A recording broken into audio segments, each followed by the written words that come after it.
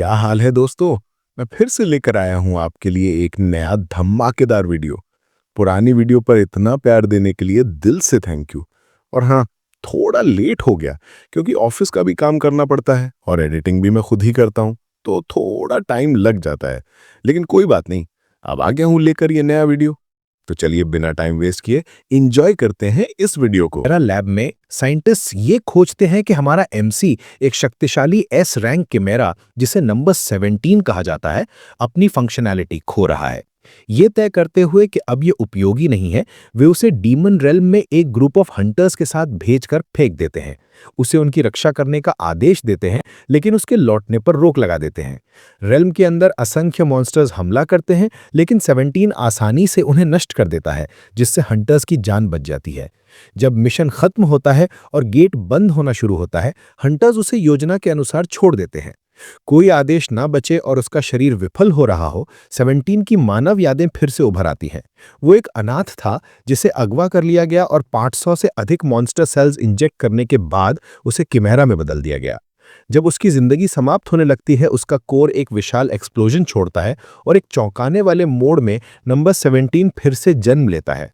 एक मॉन्स्टर के रूप में नहीं, बल्कि अपने मूल मानव रूप में एक बार फिर। 17 हैरान रह जाता है जब वो समझने की कोशिश करता है कि उसके साथ अभी क्या हुआ। उसे एहसास होता है कि उसके अंदर के मॉन्स्टर सेल्स अब भी सक्रिय हैं, जिसका मतलब है कि वो सामान्य मानव नहीं है। वो समझ जाता है कि लैब अब उससे निपट चुकी है, इसलिए वे उसे वापस लेने नहीं आए। अपने शरीर में हुए परिवर्तनों के अलावा उसकी कलाई पर एक्सपेरिमेंट नंबर भी गायब है। 17 को विश्वास है कि वो अपने शरीर में मौजूद फायर टाइप मॉन्स्टर्स की क्षमता की वजह से फिर से जीवित लौट सका है। स्पष्ट रूप से, जब तक कोर नष्ट नहीं हो जाता, प्राणी 3 बार तक जीवित रह सकता है। हालांकि एक कहावत है कि फीनिक्स मानव सेल्स के साथ फ्यूज नहीं करता, जो ये निष्कर्ष निकालता है कि उसका मामला एक विशेष है। 17 समझता है कि लैब ने जो कुछ भी उसे अपने नियंत्रण में रखने के लिए किया था, वो सब गायब हो गया है। और चूंकि उसका नंबर 17 के रूप में जीवन समाप्त हो गया है, वो एक सामान्य मानव के रूप में जीने के बारे में सोचता है। एक नई जिंदगी शुरू करने की अपनी खोज में वो अपने लिए एक नाम सोचता है और वो शियोन डा वुन पर निष्कर्ष निकालता है। शियोन शुरू में बदला लेने के बारे में सोचता है, लेकिन वो इस विचार को छोड़ देता है क्योंकि उसे ये भी नहीं पता कि उसे किसे निशाना बनाना चाहिए। फिर भी उसे विश्वास है कि वो एक दिन अपने लक्ष्यों से टकराएगा। जब शियोन को एहसास होता है कि उसका शरीर नग्न है, वो समझता है कि कपड़े पाना मानव बनने की पहली सीढ़ी होगी। वो डीमन रेल्म में घूमना शुरू करता है और जल्द ही एक नदी पाता है जो उसे उपयोगी लगती है। वो चारों ओर देखता है और अचानक उसे एक मृत बर्ड मॉन्स्टर मिलता है जो जहर से मरा हुआ था। क्योंकि उसे लेदर की जरूरत थी, उसने सोचा कि उस बर्ड की खाल काम आ जाएगी। वो अपना हाथ ब्लेड में बदल देता है और लैब में सीखी गई बातों के साथ वो बर्ड को उतारने लगता है। जैसे ही वो अपने ब्लेड को बर्ड की खाल में डुबोता है, हवा में जहर की तेज गंध फैल जाती है। फिर भी शियोन बर्ड को उतारना जारी रखता है और अंततः वो मृत बर्ड को पूरी तरह नंगा कर देता है। अब उसके पास एक बड़ी हाइड है जिसे वो कपड़े के रूप में इस्तेमाल कर सकता है, लेकिन वो निराश है कि हाइड बहुत कठोर है और इसके अलावा इसका उपचार नहीं हुआ है। तभी उसे याद आता है कि वो खुद हाइड को टैन कर सकता है। वो उसे मुलायम बनाने के लिए हाइड को पीटने लगता है। शियोन अपनी उपलब्धि पर गर्व महसूस करता है और वो हाइड को आकार देने में समय बर्बाद नहीं करता। जब वो ये कर रहा होता है, तब उसके पीछे अचानक वो बर्ड जीवित उठता है। वो अपने मुक्कू का उपयोग करके हाइड को उस सही आकार में फाड़ देता है जैसा वो चाहता है, ताकि वो एक केवमैन क्लॉथ बन जाए। वो नोटिस करता है कि सारा जहर अब तक नहीं निकला है, लेकिन वो बहुत आलसी है इसे ठीक करने के लिए, और वो उसे वैसे ही छोड़ने का फैसला करता है। तभी वो पक्षियों की चहचहाट सुनता है और जब वो मुड़ता है तो उसे आश्चर्य होता है कि वो बर्ड वास्तव में मरा नहीं था। शियोन नोटिस करता है कि वो बर्ड उसकी बातों के अनुसार हिल रहा है, जिससे ये संकेत मिलता है कि शायद वो उसे समझ सकता है। शियोन और भी ज्यादा हैरान होता है कि वो बर्ड पहले से ही मरने के सारे संकेत दिखा रहा था, लेकिन किसी वजह से वो अब भी जीवित था। ज्यादा सोच विचार किए बिना वो समझता है कि ये एक इमॉर्टल टाइप मॉन्स्टर है। वो जानता है कि उसका पुराना रूप बिना सोचे समझे उस बर्ड को मार देता, लेकिन चूंकि वो बर्ड पहले से ही बहुत कमजोर है, वो उसे मारने की कोई वजह नहीं देखता। वो दोनों को भाग्यशाली प्राणी मानता है और वो बर्ड से कहता है कि वो अपनी दूसरी जिंदगी अच्छे से जिए जैसे वो भी जीने का प्लान कर रहा है। जैसे ही वो चला जाता है, शियोन कहता है कि अगर किस्मत ने चाहा तो वे फिर कभी मिल सकते हैं। जब उसने कपड़ों की समस्या हल कर ली, वो समझता है कि अब उसे अपने लिए एक घर बनाना है। शियोन चारों ओर देखना शुरू करता है और पहली जगह जो उसे मिलती है वो एक गुफा है जहां वो एक विशाल सेंटिपीड टाइप मॉन्स्टर से टकराता है। उसकी ऐसी अंधेरी जगह में रहने में कोई दिलचस्पी नहीं है, इसलिए वो उसे छोड़ देता है, लेकिन जाने से पहले वो उस मॉन्स्टर का सिर उड़ा देता है। गुफा छोड़ने के बाद वो भटकते हुए बर्फीले पहाड़ों तक पहुंचता है। वो कुछ आइस मॉन्स्टर्स से मिलता है, लेकिन उन्हें भी आसानी से हरा देता है।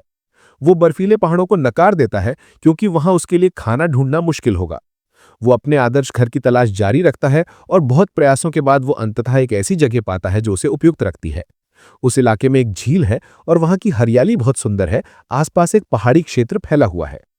वो झील की जांच करता है और महसूस करता है कि उसमें मछलियां हैं जिन्हें वो भोजन के लिए इस्तेमाल कर सकता है। एक आदर्श घर के लिए जरूरी हर चीज वहां मौजूद है और बिना सोचे शियोन समझता है कि उसने अपना नया घर बनाने की जगह ढूंढ ली है। कहीं और एक मैकेनिकल टाइप चिमेरा खुद को डीमन रेल में पाता है। चूंकि शियोन ने उस जगह पर घर बनाने का फैसला किया है, वो एक उपयुक्त जगह चुनता है और अपना हाथ लंबी तेज ब्लेडों में बदल देता है। सिर्फ एक झटके में वो लकड़ियां काट कर उन्हें सजाता है।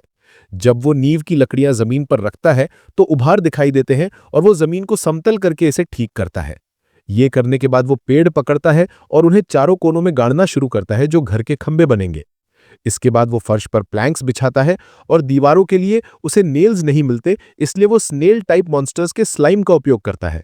स्पष्ट रूप से ये स्लाइम्स हमेशा बहुत ठोस होते हैं, लेकिन उसे नहीं पता कि ये वाटरप्रूफ होंगे कि नहीं। अंतिम सजावट के लिए वो सिल्क वर्म लार्वा से कुकून सिल्क का उपयोग करता है। शियोन अपने बनाए हुए घर से प्रसन्न है, लेकिन वो नोटिस करता है कि कुछ कमी है। वो सोचने लगता है कि मानव घरों में ऐसा क्या होता है जो उसके पास नहीं है। वो गार्डन या यहां तक कि एक डॉग के बारे में सोचता है, लेकिन वो इस विचार को खारिज कर देता है क्योंकि वो डीमन रेल्म में डॉग नहीं पाल सकता। वो निष्कर्ष निकालता है कि वो एक वेजिटेबल गार्डन बनाएगा, लेकिन इससे भी वो उलझन में है कि उसे ऐसा कुछ उगाना होगा जो डीमन रेल्म में पनप सके।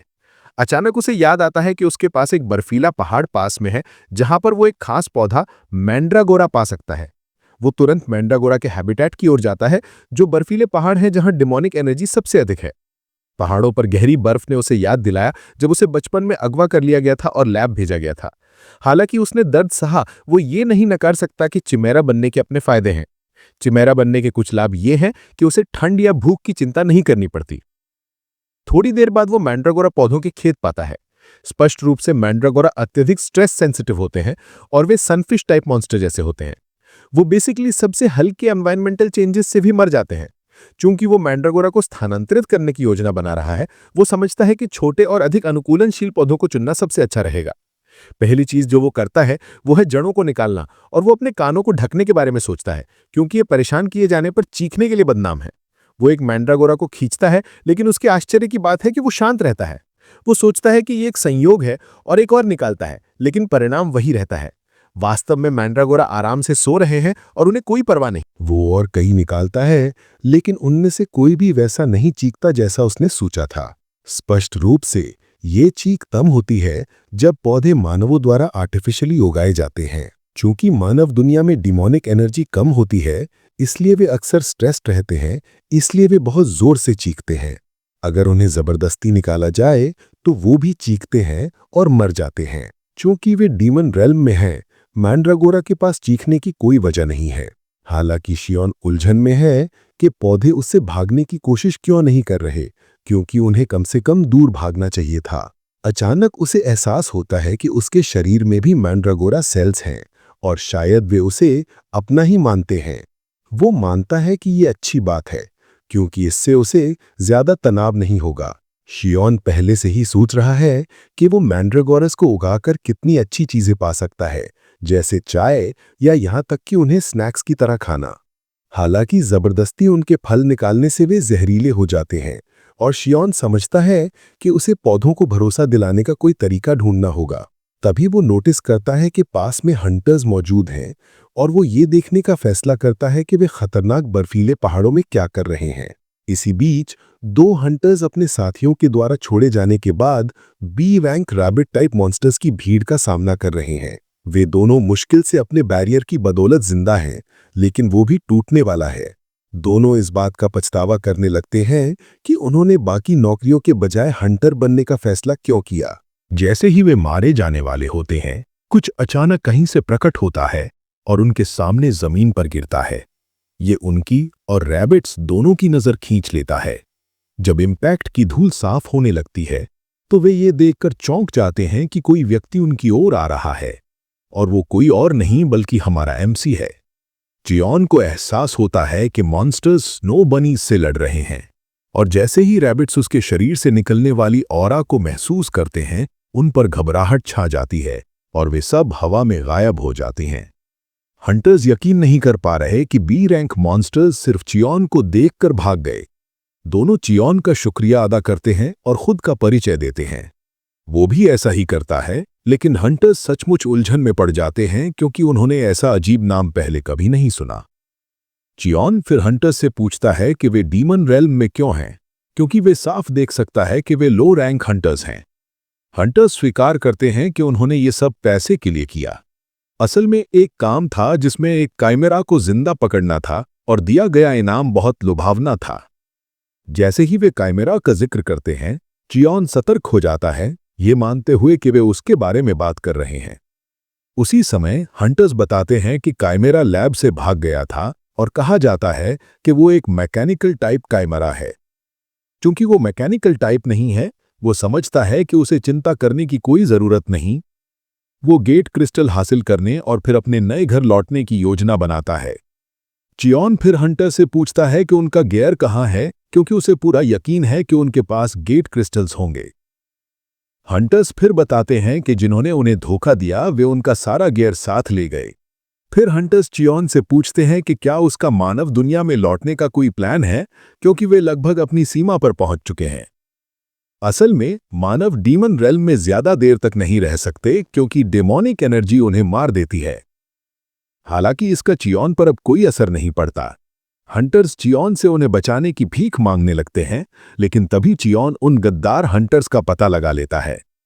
वो तुरंत हवा में उड़ता है और उस दिशा में चला जाता है जहां वे हैं, जबकि दोनों हंटर्स लगभग डल के मारे बेहोश हो जाते हैं क्योंकि उनका उद्धारकर्ता उनके सामने से गायब हो गया। कहीं और हंटर्स ने काइमेरा को घेर लिया है और उसे खत्म करने की तैयारी में हैं। जैसे ही वे उस पर हमला करने के लिए बढ़ते हैं, काइमेरा गुस्से में अपना बैटल मोड को सक्रिय कर देता है, बिना किसी डर के हंटर्स का सामना करने के लिए तैयार। थोड़ी ही देर में चियोन वहां पहुंचता है जहां उसने काइमेरा की एनर्जी महसूस की थी, लेकिन वहां उसे सिर्फ खून और हंटर्स का गैर मिलता है।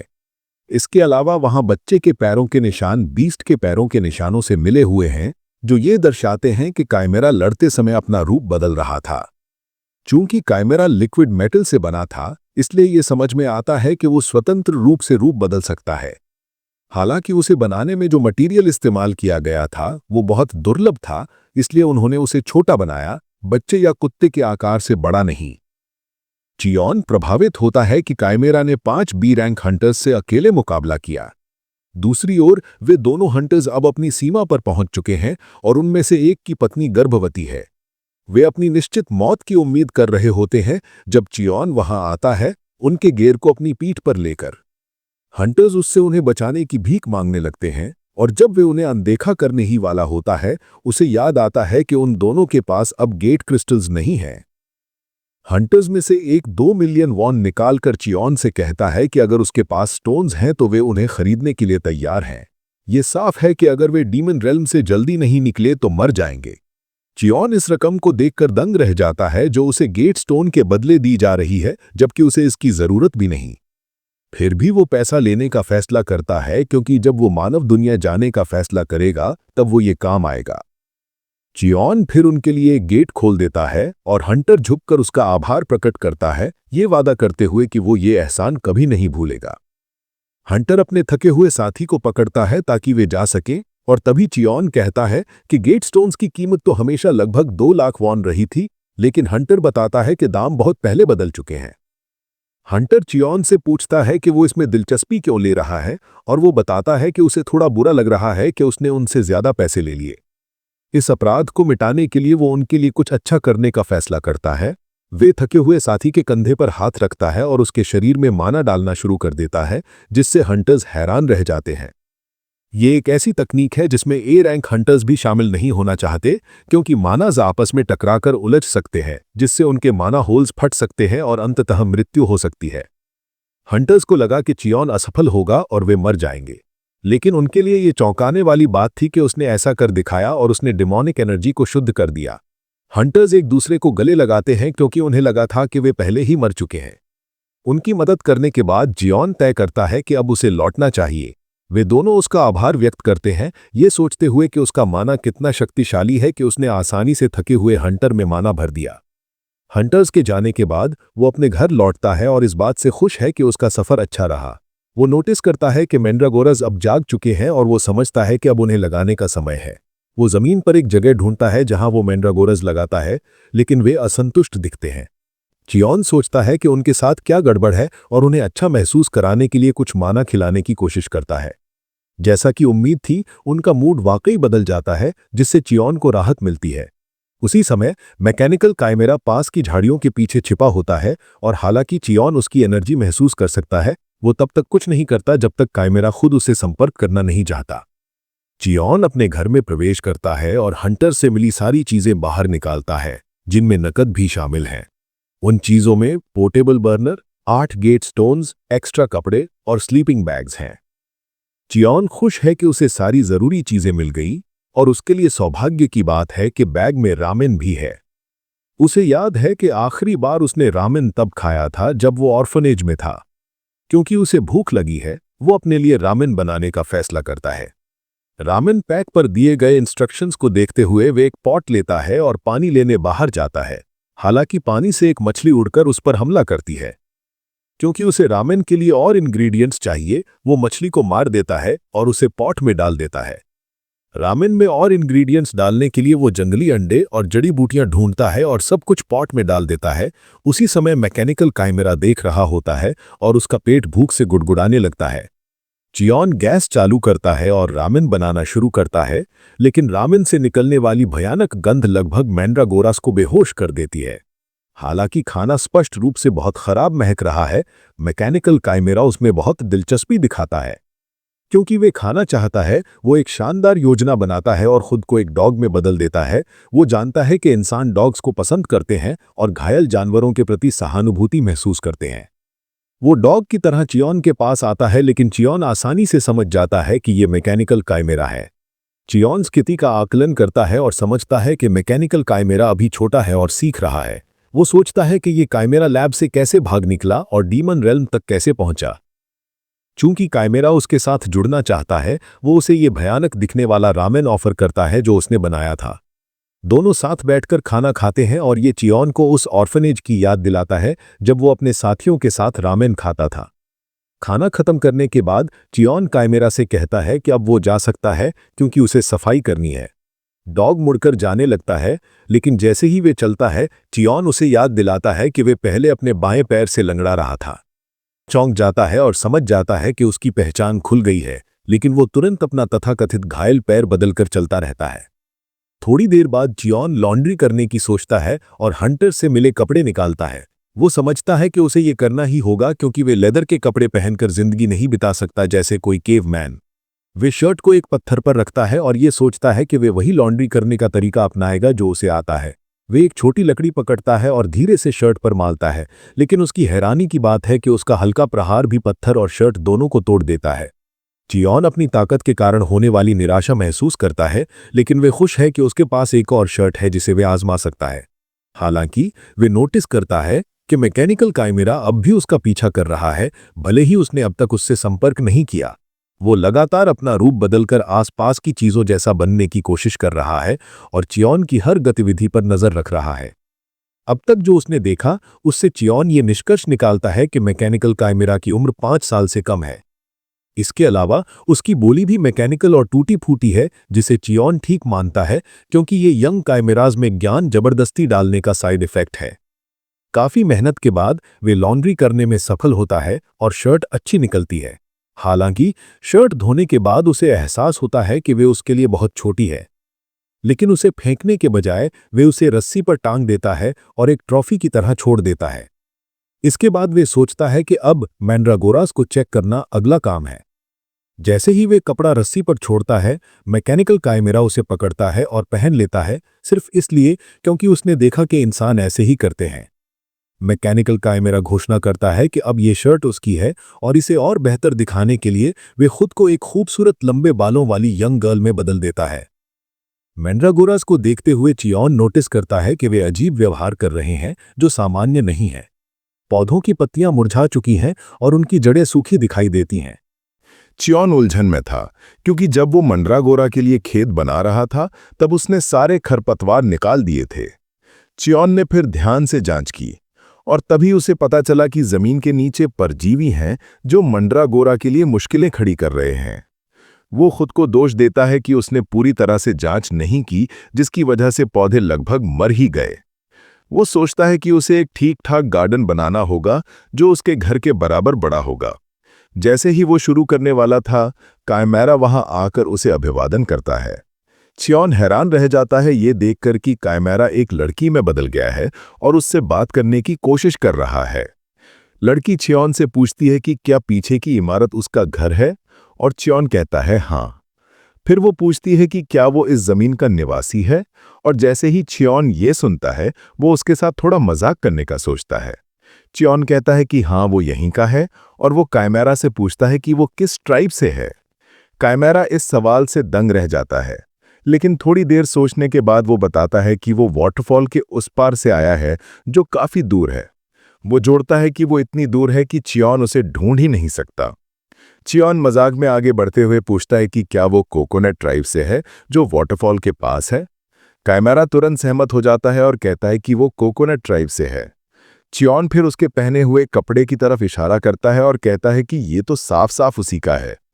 लड़की बहस करती है कि उनके ट्राइब में जो चीज मिलती है वो उनकी हो जाती है। चियोन पीछे हट जाता है और कहता है कि ठीक है, वो इसे रख सकती है। चियोन उससे पूछता है कि वो यहाँ क्यों आई है, और वो बताती है कि उसे ट्राइब से निकाल दिया गया है, इसलिए उसके पास एक अनुरोध है। लड़की चियोन से कहती है कि वो उसके घर में रहना चाहती है और उससे गुजारिश करती है कि वो मान जाए। चियोन मूर्ख बनने का नाटक करते हुए पूछता है कि उसका क्या मतलब है यहाँ रहने से, और वो बताती है कि ये जगह सुरक्षित लगती है। चियोन समझ जाता है कि उसे बस ठहरने की जगह चाहिए और वो मान जाता है, लेकिन वो उसे बता देता है कि उसे अपनी कीमत साबित करनी होगी। लड़की सहमत हो जाती है और सुझाव देती है कि चियोन उसे कोई काम दे। चियोन फिर कहता है कि उसे खेत जोतने में मदद चाहिए क्योंकि वो मंड्रागोरा के लिए नया घर बनाना चाहता है। लड़की तुरंत उससे डंडा ले लेती है और भरोसा दिलाती है कि उसे ताकत का इस्तेमाल करना आता है। वो तुरंत जमीन खोदना शुरू कर देती है, जिससे चियोन चौंक जाता है क्योंकि लड़की अपनी ताकत छिपाने की कोशिश भी नहीं कर रही। चियोन समझ जाता है कि वो सामान्य बच्चों जैसी नहीं है, इसलिए उसे समझ नहीं कि उन्हें कैसे बर्ताव करना चाहिए। अचानक लड़की से उसका नाम पूछा जाता है। चियोन हैरान होता है क्योंकि उसका कोई नाम नहीं था, लेकिन वो खुद के लिए नया नाम सोच लेती है। पहले देखे गए फूलों से प्रेरणा लेकर वो अपना नाम रखती है किम नारी। चियोन समझ जाता है कि उसने नाम कैसे चुना, लेकिन बहस नहीं करता। थोड़ी ही देर में वो गार्डन तैयार कर लेती है और चियोन पत्थरों की बाड़ बना देता है। फिर चियोन वहां मंड्रागोरा लगा देता है और वे नई जगह से बेहद खुश लगते हैं। चियोन देखता है कि किम नारी रो रही है और वो पूछता है कि क्या हुआ। वो बताती है कि मंड्रागोरा को देखकर उसे अपने दोस्तों की याद आ गई, जिससे चियोन चौंक जाता है क्योंकि उसे उम्मीद नहीं थी कि लैब उनके प्रोडक्ट्स को मिलजुल कर रहने देता होगा। अचानक चियोन को हवा में एक अजीब ऑरा महसूस होता है और उसे एहसास होता है कि राक्षस आपस में लड़ रहे हैं। नारी बताती है कि उसने पहले एक चूजे जैसा मॉन्स्टर देखा था और उसकी ऊर्जा से पता चलता है कि उस पर हमला हो रहा है। चियोन ज्यादा परवाह नहीं करता, लेकिन वो देखता है कि नारी बेचैन है, जिससे वो हैरान हो जाता है। हैरानी की बात यह थी कि नारी उस मॉन्स्टर को बचाना चाहती थी, लेकिन वो ठीक से कह नहीं पा रही क्योंकि उसमें आदेशों की जकड़न थी। असल में उसका अपना कोई मुक्त विचार नहीं था, लेकिन चियोन ने उसकी मदद करने का फैसला किया। वो नारी से कहता है कि अगर वे मदद करें तो शायद चूजा बच जाए, और ये सुनते ही नारी गुस्से में उन राक्षसों की ओर भागती है जो उस चूजे पर हमला कर रहे थे। नारी गुस्से में राक्षसों को मारते हुए कहती है कि वो उसे तंग करना बंद करें। अब नारी की कहानी दिखाई जाती है। पता चलता है कि उसे उसके प्रयोगशाला के साथी परेशान करते थे क्योंकि वो हमेशा आज्ञाकारी रहती थी और हर काम पूरा करती थी। वे सब मिलकर उसे बुरी तरह पीटते थे, इसी वजह से उसे बदमाशों से नफरत है। उसी गुस्से में जलती हुई वो सारे राक्षसों को बेरहमी से मार देती है। चियोन मंड्रागोरा की देखभाल कर रहा था जब नारी सफेद चूजे को हाथ में लेकर लौटती है, लेकिन वो हमला झेलकर बेहोश था। चियोन उसे बता नहीं वाला था कि क्या करना है, तभी उसे एहसास होता है कि ये चूजा बहुत जाना पहचाना है। नारी रोते हुए चियोन से उसे बचाने की विनती करती है और चियोन मदद करने को तैयार हो जाता है। वो चूजे पर हाथ रखता है और उसमें माना प्रवाहित करता है, क्योंकि उसे कोई घातक चोट नहीं दिखती। ऐसा करते समय चियोन को तुरंत एहसास होता है कि ये वही अमर प्रकार का मॉन्स्टर है जिसकी खाल उसने पहले ली थी। हालांकि चियोन उलझन में था कि ये मॉन्स्टर इतना छोटा कैसे हो गया, लेकिन वो मानता है कि इसका पुनर्जनन तरीका उससे अलग है। जब वो उससे माना से भर देता है, नारी पूछती है कि क्या मॉन्स्टर को कोई खतरा है, तो चियोन बताता है कि वो बस कुपोषित है। वो भूखा था क्योंकि वो छोटा हो गया था, और चियोन लड़की को भरोसा दिलाता है कि अब जब उसने उसे माना दिया है तो वो खुद ही ठीक हो जाएगा। अचरज की बात यह थी कि नारी उस चूजे को अकेला छोड़ने से डर रही थी और वो चियोन से विनती करती है कि क्या वो उसे पाल सकती है। वो वादा करती है कि वो उसे ठीक से प्रशिक्षित करेगी और खिलाएगी भी। चियोन बताता है कि ये चूजा बड़ा होकर बहुत विशाल हो सकता है, लेकिन नारी परवाह नहीं करती और कहती है कि वो उसे थोड़ा थोड़ा खिलाएगी। चियोन दोबारा बहस नहीं करना चाहता, इसलिए वो उसे उसकी देखभाल करने की इजाजत दे देता है। चियोन मानता है कि अगर उसे आंगन में छोड़ दिया जाए तो वो पहरेदारी में भी काम आ सकता है। थोड़ी देर में पक्षी मॉन्स्टर होश में आता है और जैसे ही उसकी आंखें खुलती हैं, वो चियोन को पहचान लेता है। जहां नारी इस बात पर खुश है कि मॉन्स्टर जाग गया, वहीं मॉन्स्टर चियोन को देखकर डर से जड़ हो जाता है। वो परेशान है कि उसे एक छोटी लड़की ने पकड़कर इधर-उधर फेंक रखा है और सोचता है कि ये बच्ची डीमन रेल्म में कैसे आ गई। जहां नारी उसे घू-घू आवाजें सुन रही थी, चियोन असल में उस पक्षी को अपनी जान की भीख मांगते हुए सुन रहा था। चियोन ये जानकर हैरान रह जाता है कि वो पक्षी की बातें समझ सकता है। नारी अपने नए पालतू को पाकर खुश थी और तुरंत उसे नहलाने लगती है। उसने उसका नाम भी सोच लिया था, गू, क्योंकि वो कबूतर जैसी गू-गू आवाज करता था। मॉन्स्टर पक्षी ये सोचकर परेशान हो जाता है कि उसे ऐसा बेवकूफ़ी भरा नाम दिया जा रहा है। गू उठकर नारी पर चिल्लाने लगता है, जिससे लड़की को लगता है कि गू रो रहा है और उसे और पानी चाहिए। वो बिना सोचे समझे उस पर और पानी डाल देती है, जिससे गू की हालत और खराब हो जाती है। गू मेज पर लेटकर नारी से रुकने की भीख मांगता है। क्योंकि नारी उसकी बात नहीं समझ सकती, चियोन बीच में आता है और नारी से कहता है कि पानी डालना बंद करे। फिर नारी सोचती है कि गू को अब खाना चाहिए और वो खाना लाने निकल जाती है। बाद में चियोन को एहसास होता है कि उसे सामान रखने की जगह चाहिए और वो कुछ पेड़ काटने के लिए चुनता है ताकि उन्हें अपने काम के मुताबिक आकार दे सके। लेकिन पेड़ हल्के से छूने पर ही टूट जाता है, जिससे चियोन उलझन में पड़ जाता है। वो जानता है कि उसने सभी ज्ञात तरीकों का पालन किया, फिर भी ऐसा क्यों? गू उसे बताता है कि पेड़ों की अलग अलग बनावट होती है और जो पेड़ वो काटने की कोशिश कर रहा है वो सॉफ्टवुड है। चियोन हैरान होता है कि पेड़ों की कठोरता भी अलग अलग होती है और गू को विश्वास नहीं होता कि ये आदमी इतना अनजान है। चियोन फिर गू से पूछता है कि कौन से रंग की लकड़ी सबसे मजबूत होती है और गू बताता है कि लाल रंग की लकड़ी सबसे कठोर होती है। तभी गू को एहसास होता है कि चियोन उसकी बात समझ सकता है, लेकिन पुष्टि करने के लिए वो एक टेलीपैथिक लिंक बनाने की कोशिश करता है, लेकिन चियोन तुरंत उसे ब्लॉक कर देता है। गू फिर चियोन से पूछता है कि वो उसे कैसे समझ पा रहा है और चियोन बताता है कि उसे बस मन में मानवीय शब्द उभरते हुए महसूस हो रहे हैं। दूसरी ओर चियोन को यह ज्यादा अजीब लगता है कि एक मॉन्स्टर मानव भाषा समझ सकता है। गू बताने से हिचकिचाता है कि वो कैसे कर पाता है, लेकिन चियोन समझ जाता है कि ये दुर्लभ इंटेलिजेंस टाइप मॉन्स्टर है जो बहुत कम संभावना में पैदा होता है। चियोन ने इसके बारे में सुना था, लेकिन ये उसका पहला मौका था जब उसने किसी ऐसे को देखा था। चियोन फिर बताता है कि वे पहले मिले थे और गू इसे नकारता नहीं है। असल में गू इंतजार कर रहा था कि वो फिर से मिले, क्योंकि चियोन ने उसकी जान बचाई थी जब उसने उसका जहरीला हाइड हटाया था। गू ने पहले ही वादा किया था कि जब भी वो दोबारा मिले तो वो चियोन की मदद करेगा, चाहे एक बार ही क्यों ना हो। चियोन अंततः समझ जाता है कि उसकी अमरता की कोर बच गई, क्योंकि चियोन ने उसके शरीर से जहर निकाल दिया था। अब जब वो मदद की पेशकश कर रहा था, चियोन पूछता है कि क्या वो अभी मदद देने को तैयार है, और गू कहता है हाँ। गू चियोन से कहता है कि वो उसके साथ चले, वो उसे बताएगा कि लाल पेड़ कहाँ उगते हैं। वो निकलने ही वाले थे, तभी नारी वापस भागती हुई आती है और उसके पीछे एक हंटर था। वो हंटर फायर टाइप हमले करता है जिससे नारी डर जाती है। हंटर इस बात से खुश नहीं था कि उसे एक छोटी लड़की पर हमला करना पड़ेगा, लेकिन साथ ही अगर वो मैकेनिकल काइमेरा वापस नहीं लाता तो उसकी पूरी जिंदगी और करियर दांव पर थे। हंटर ने नारी को पकड़ लिया जो जमीन पर गिरकर रो रही थी। उसने एक शक्तिशाली फ्लेम अटैक दागा ताकि नारी को हराया जा सके, लेकिन चियोन ने उस हमले को रोक लिया। चियोन बेहद गुस्से में दिख रहा था। गू उसके कंधे पर बैठा हुआ था और दोनों अपनी ऑरा से भरपूर एनर्जी के साथ सीन में दाखिल हुए। गू ने चियोन से कहा कि वो उसे पेड़ों के बारे में बाद में बताएगा, पहले नारी को बचा ले। चियोन ने देखा कि नारी पूरी तरह से डरी हुई है क्योंकि उसे आग से डर लगता है, इसलिए उसने सबसे पहले आग बुझाने का फैसला किया। गू को गुस्सा था कि हंटर एक बच्चे को तंग कर रहा है और दूसरी तरफ हंटर को गुस्सा था कि कोई अजनबी उसके काम में दखल दे रहा है। चियोन ने उसे शांत रहने को कहा क्योंकि वो बहुत बात कर रहा था।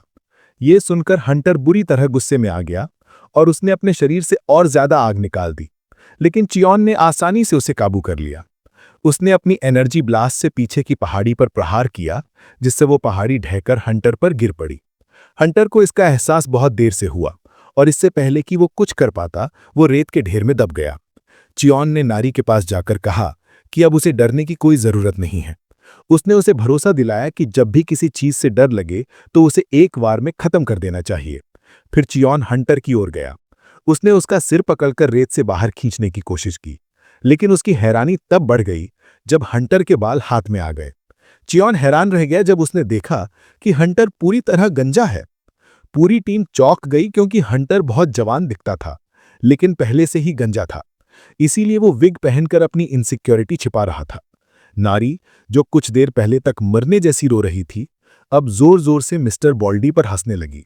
चियोन ने हालात का आकलन किया और सोचा कि हंटर की ताकत देखकर नारी को उससे हारना नहीं चाहिए था। वो जानना चाहता था कि असल में क्या चल रहा है, इसलिए उसने टेलीपैथी का इस्तेमाल किया ताकि किसी की यादों में झांक सके। उसे महसूस हुआ कि नारी अब भी उस ईवल साइंटिस्ट से डरी हुई है जिसने उस पर प्रयोग किया था। चियोन ने नारी के सिर पर हाथ फेरा और कहा कि वो एक मजबूत लड़की है। वो समझ गया कि उसका ट्रॉमा तुरंत नहीं जाएगा, लेकिन वक्त के साथ सब ठीक हो जाएगा। अब सवाल था कि मिस्टर बॉल्डी के साथ क्या किया जाए, और तभी नारी के चेहरे पर मुस्कान आई। उसने कहा कि उसके पास एक आइडिया है। कुछ देर बाद हंटर होश में आया तो उसने खुद को झरने से लटका हुआ पाया। उसे एक बड़ी रस्सी और पत्थर से बांध दिया गया था। हंटर ने यह देखा और अपनी पूरी जिंदगी के फैसलों पर पछतावा करने लगा। नारी दूर खड़ी हंस रही थी, जबकि चियोन उसे रोकने की कोशिश कर रहा था कि किसी की शक्ल का मजाक न बनाए। चियोन ने एक बर्तन उठाया और नदी से पानी भरते हुए कहा कि वो रामेन बनाने वाला है। ये सुनते ही नारी खुश हो गई क्योंकि उसे यकीन था कि चियोन का फिश रामेन दुनिया में सबसे अच्छा है। चियोन ने मजाक में पूछा कि क्या कोकोनट ट्राइब भी फिश रामेन खाती है, और नारी ने उत्साह से कहा हाँ। दूसरी तरफ हंटर अपनी स्थिति समझने की कोशिश कर रहा था। चियोन की ताकत देखकर उसने अंदाजा लगाया कि वो कम से कम ए रैंक का है। फिर भी उसने ये भी सोचा कि शायद चियोन उससे कहीं ज्यादा ताकतवर है, क्योंकि कुछ शिकारी ऐसे होते हैं जो परछाइयों से काम करते हैं। चियोन पानी ला रहा था और नारी मछलियां पकड़ रही थी। चियोन ने कहा कि उन्हें सिर्फ एक मछली चाहिए, बाकियों को छोड़ दे। नारी ने खुशी से ऐसा किया और चियोन ने कहा कि अब मछली को बर्तन में डाल दो। हंटर ये देखकर दंग रह गया। उसे यकीन नहीं हो रहा था कि वो इतने ज्यादा पानी में सिर्फ 3 पैक रामेन बनाने जा रहे हैं। वो इस अपमानजनक खाना बनाने की कला को बर्दाश्त नहीं कर सका और चिल्लाया कि उसे नीचे उतार दो, वो खुद रामेन बनाएगा। चियोन ने हामी भर ली और उसे नीचे काट दिया ताकि वो रामेन बना सके। हालांकि ये सिर्फ रामेन था, लेकिन हंटर को उन दोनों से निकलती हुई भारी दबाव भरी एनर्जी महसूस हुई। अगर उसने गलती की तो उसकी खैर नहीं होगी। पसीने से भीगता हुआ उसने रामेन पकाना शुरू किया। 3 पैक रामेन के लिए उसने अपने छठे इंद्रिय के हिसाब से पानी और मसाला डाला। उसने तय किया कि उसे लगभग 4 मिनट में इसे तैयार करना है। सही टाइम निकालने के लिए उसने अपनी हार्ट बीट गिननी शुरू की। जैसे ही 200 तक पहुंचा, उसने नूडल टेक्निक्स लागू की। उसे किमची की कमी खली, लेकिन डेमन रियल में वो मुमकिन नहीं था। फिर भी उसने पूरी मेहनत से रामेन बनाया। जब रामेन तैयार हुआ तो उसने सबको बुलाया। नारी ने देखा कि ये रामेन चियोन के रामेन से एकदम अलग दिख रहा है।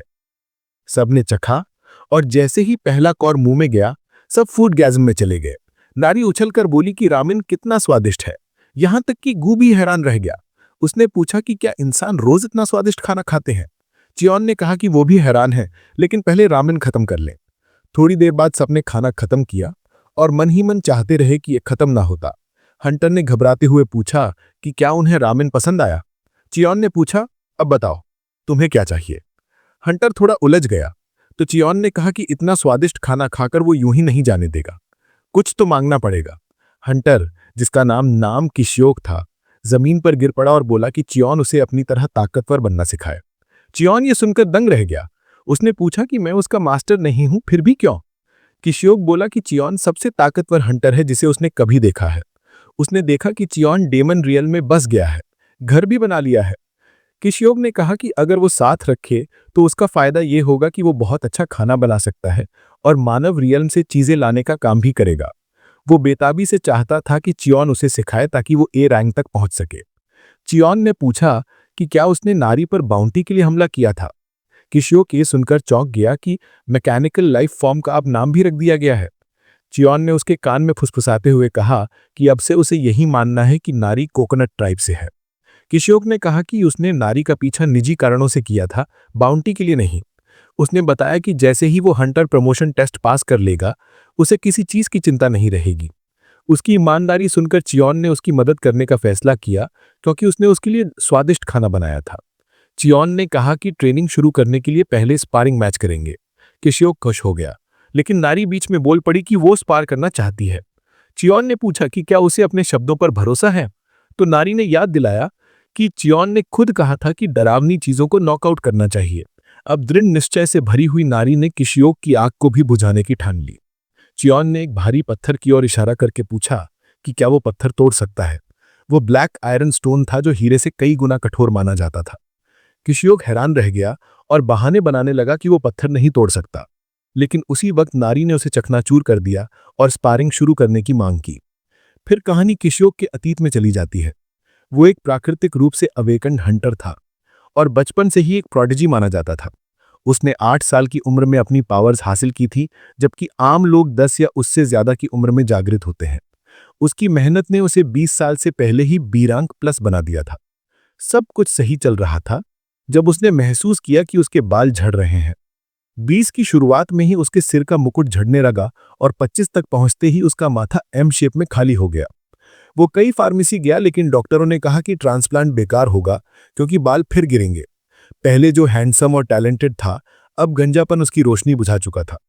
उसकी हंटर ग्रोथ भी थम गई, जब तक कि एक दिन उसने हानबिट रिसर्च इंस्टीट्यूट के डॉक्टर हान मेंगडो का प्रोग्राम नहीं देखा।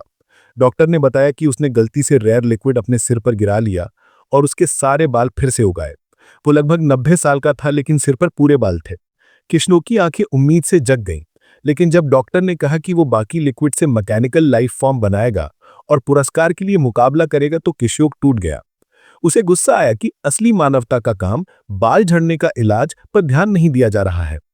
कुछ दिनों बाद उसने सुना कि वही mechanical life form demon realm में भाग गया है। क्योंकि वहां कोई कानून नहीं था, किशोक ने तय किया कि वो उसे खोज निकालेगा और उस मेटल को अपने सिर पर डालेगा। लेकिन अब जब वो डेमन रेल्म में है और नारी के साथ स्पारिंग कर रहा है, तो उसे बुरी तरह पीटा जा रहा है। किशियोक यकीन नहीं कर पा रहा कि नारी उससे कहीं ज्यादा स्ट्रांग है, क्योंकि वो एक भी वार उस पर नहीं कर पा रहा। चियान निराश होता है और किशियोक को ये बात बता देता है। हालांकि किशियोक हार मानने वालों में से नहीं है और वो अपने तथाकथित मास्टर को आश्वासन देता है कि वो और बेहतर करेगा। कुछ समय बाद चियान को गू से रेडवुड के बारे में मिले टिप की मदद से स्टोरेज कैबिनेट बनाने में सफलता मिलती है। गू भी चियान की क्रिएशन से खुश होता है और कहता है कि ये कैबिनेट लंबे समय तक टिकेगी। जब हर कोई अपने काम में व्यस्त है, किशियोक बहुत मेहनत से ट्रेनिंग कर रहा है। हालांकि वो नारी के हाथों पिट रहा है, उसे जरा भी शर्म नहीं महसूस होती, बल्कि उसे एक तरह की आज़ादी महसूस होती है। वो मानता है कि ये इसलिए है क्योंकि उसने अपनी विग उतार दी है। गू किशियोक की फायर कंट्रोल एबिलिटी से प्रभावित होता है, लेकिन ये देखकर निराश होता है कि वो एक बच्चे को भी नहीं हरा पा रहा। चियान फिर गू से कहता है कि नारी कोई साधारण बच्ची नहीं है, इसलिए ये बात समझ में आती है। किशियोक के हार न मानने वाले स्वभाव के कारण वो नारी से एक और स्पारिंग मैच की मांग करता है। इस बार वो नारी पर ब्लेड के आकार की फ्लेम से हमला करता है। वो नारी को चोट पहुंचाने में कामयाब हो जाता है, लेकिन नारी अपना शरीर लिक्विफाई कर लेती है, जिससे किशियोक चौंक जाता है। वो आश्चर्यचकित रह जाता है, लेकिन उसी समय नारी के हमले के लिए पूरी तरह खुला हो जाता है। नारी आसानी से अपनी ह्यूमन फॉर्म में लौटती है और उसे इतनी जोर से किक करती है कि वो पास की पहाड़ी से जा टकराता है, जिससे दीवार में एक बड़ा क्रैक पड़ जाता है।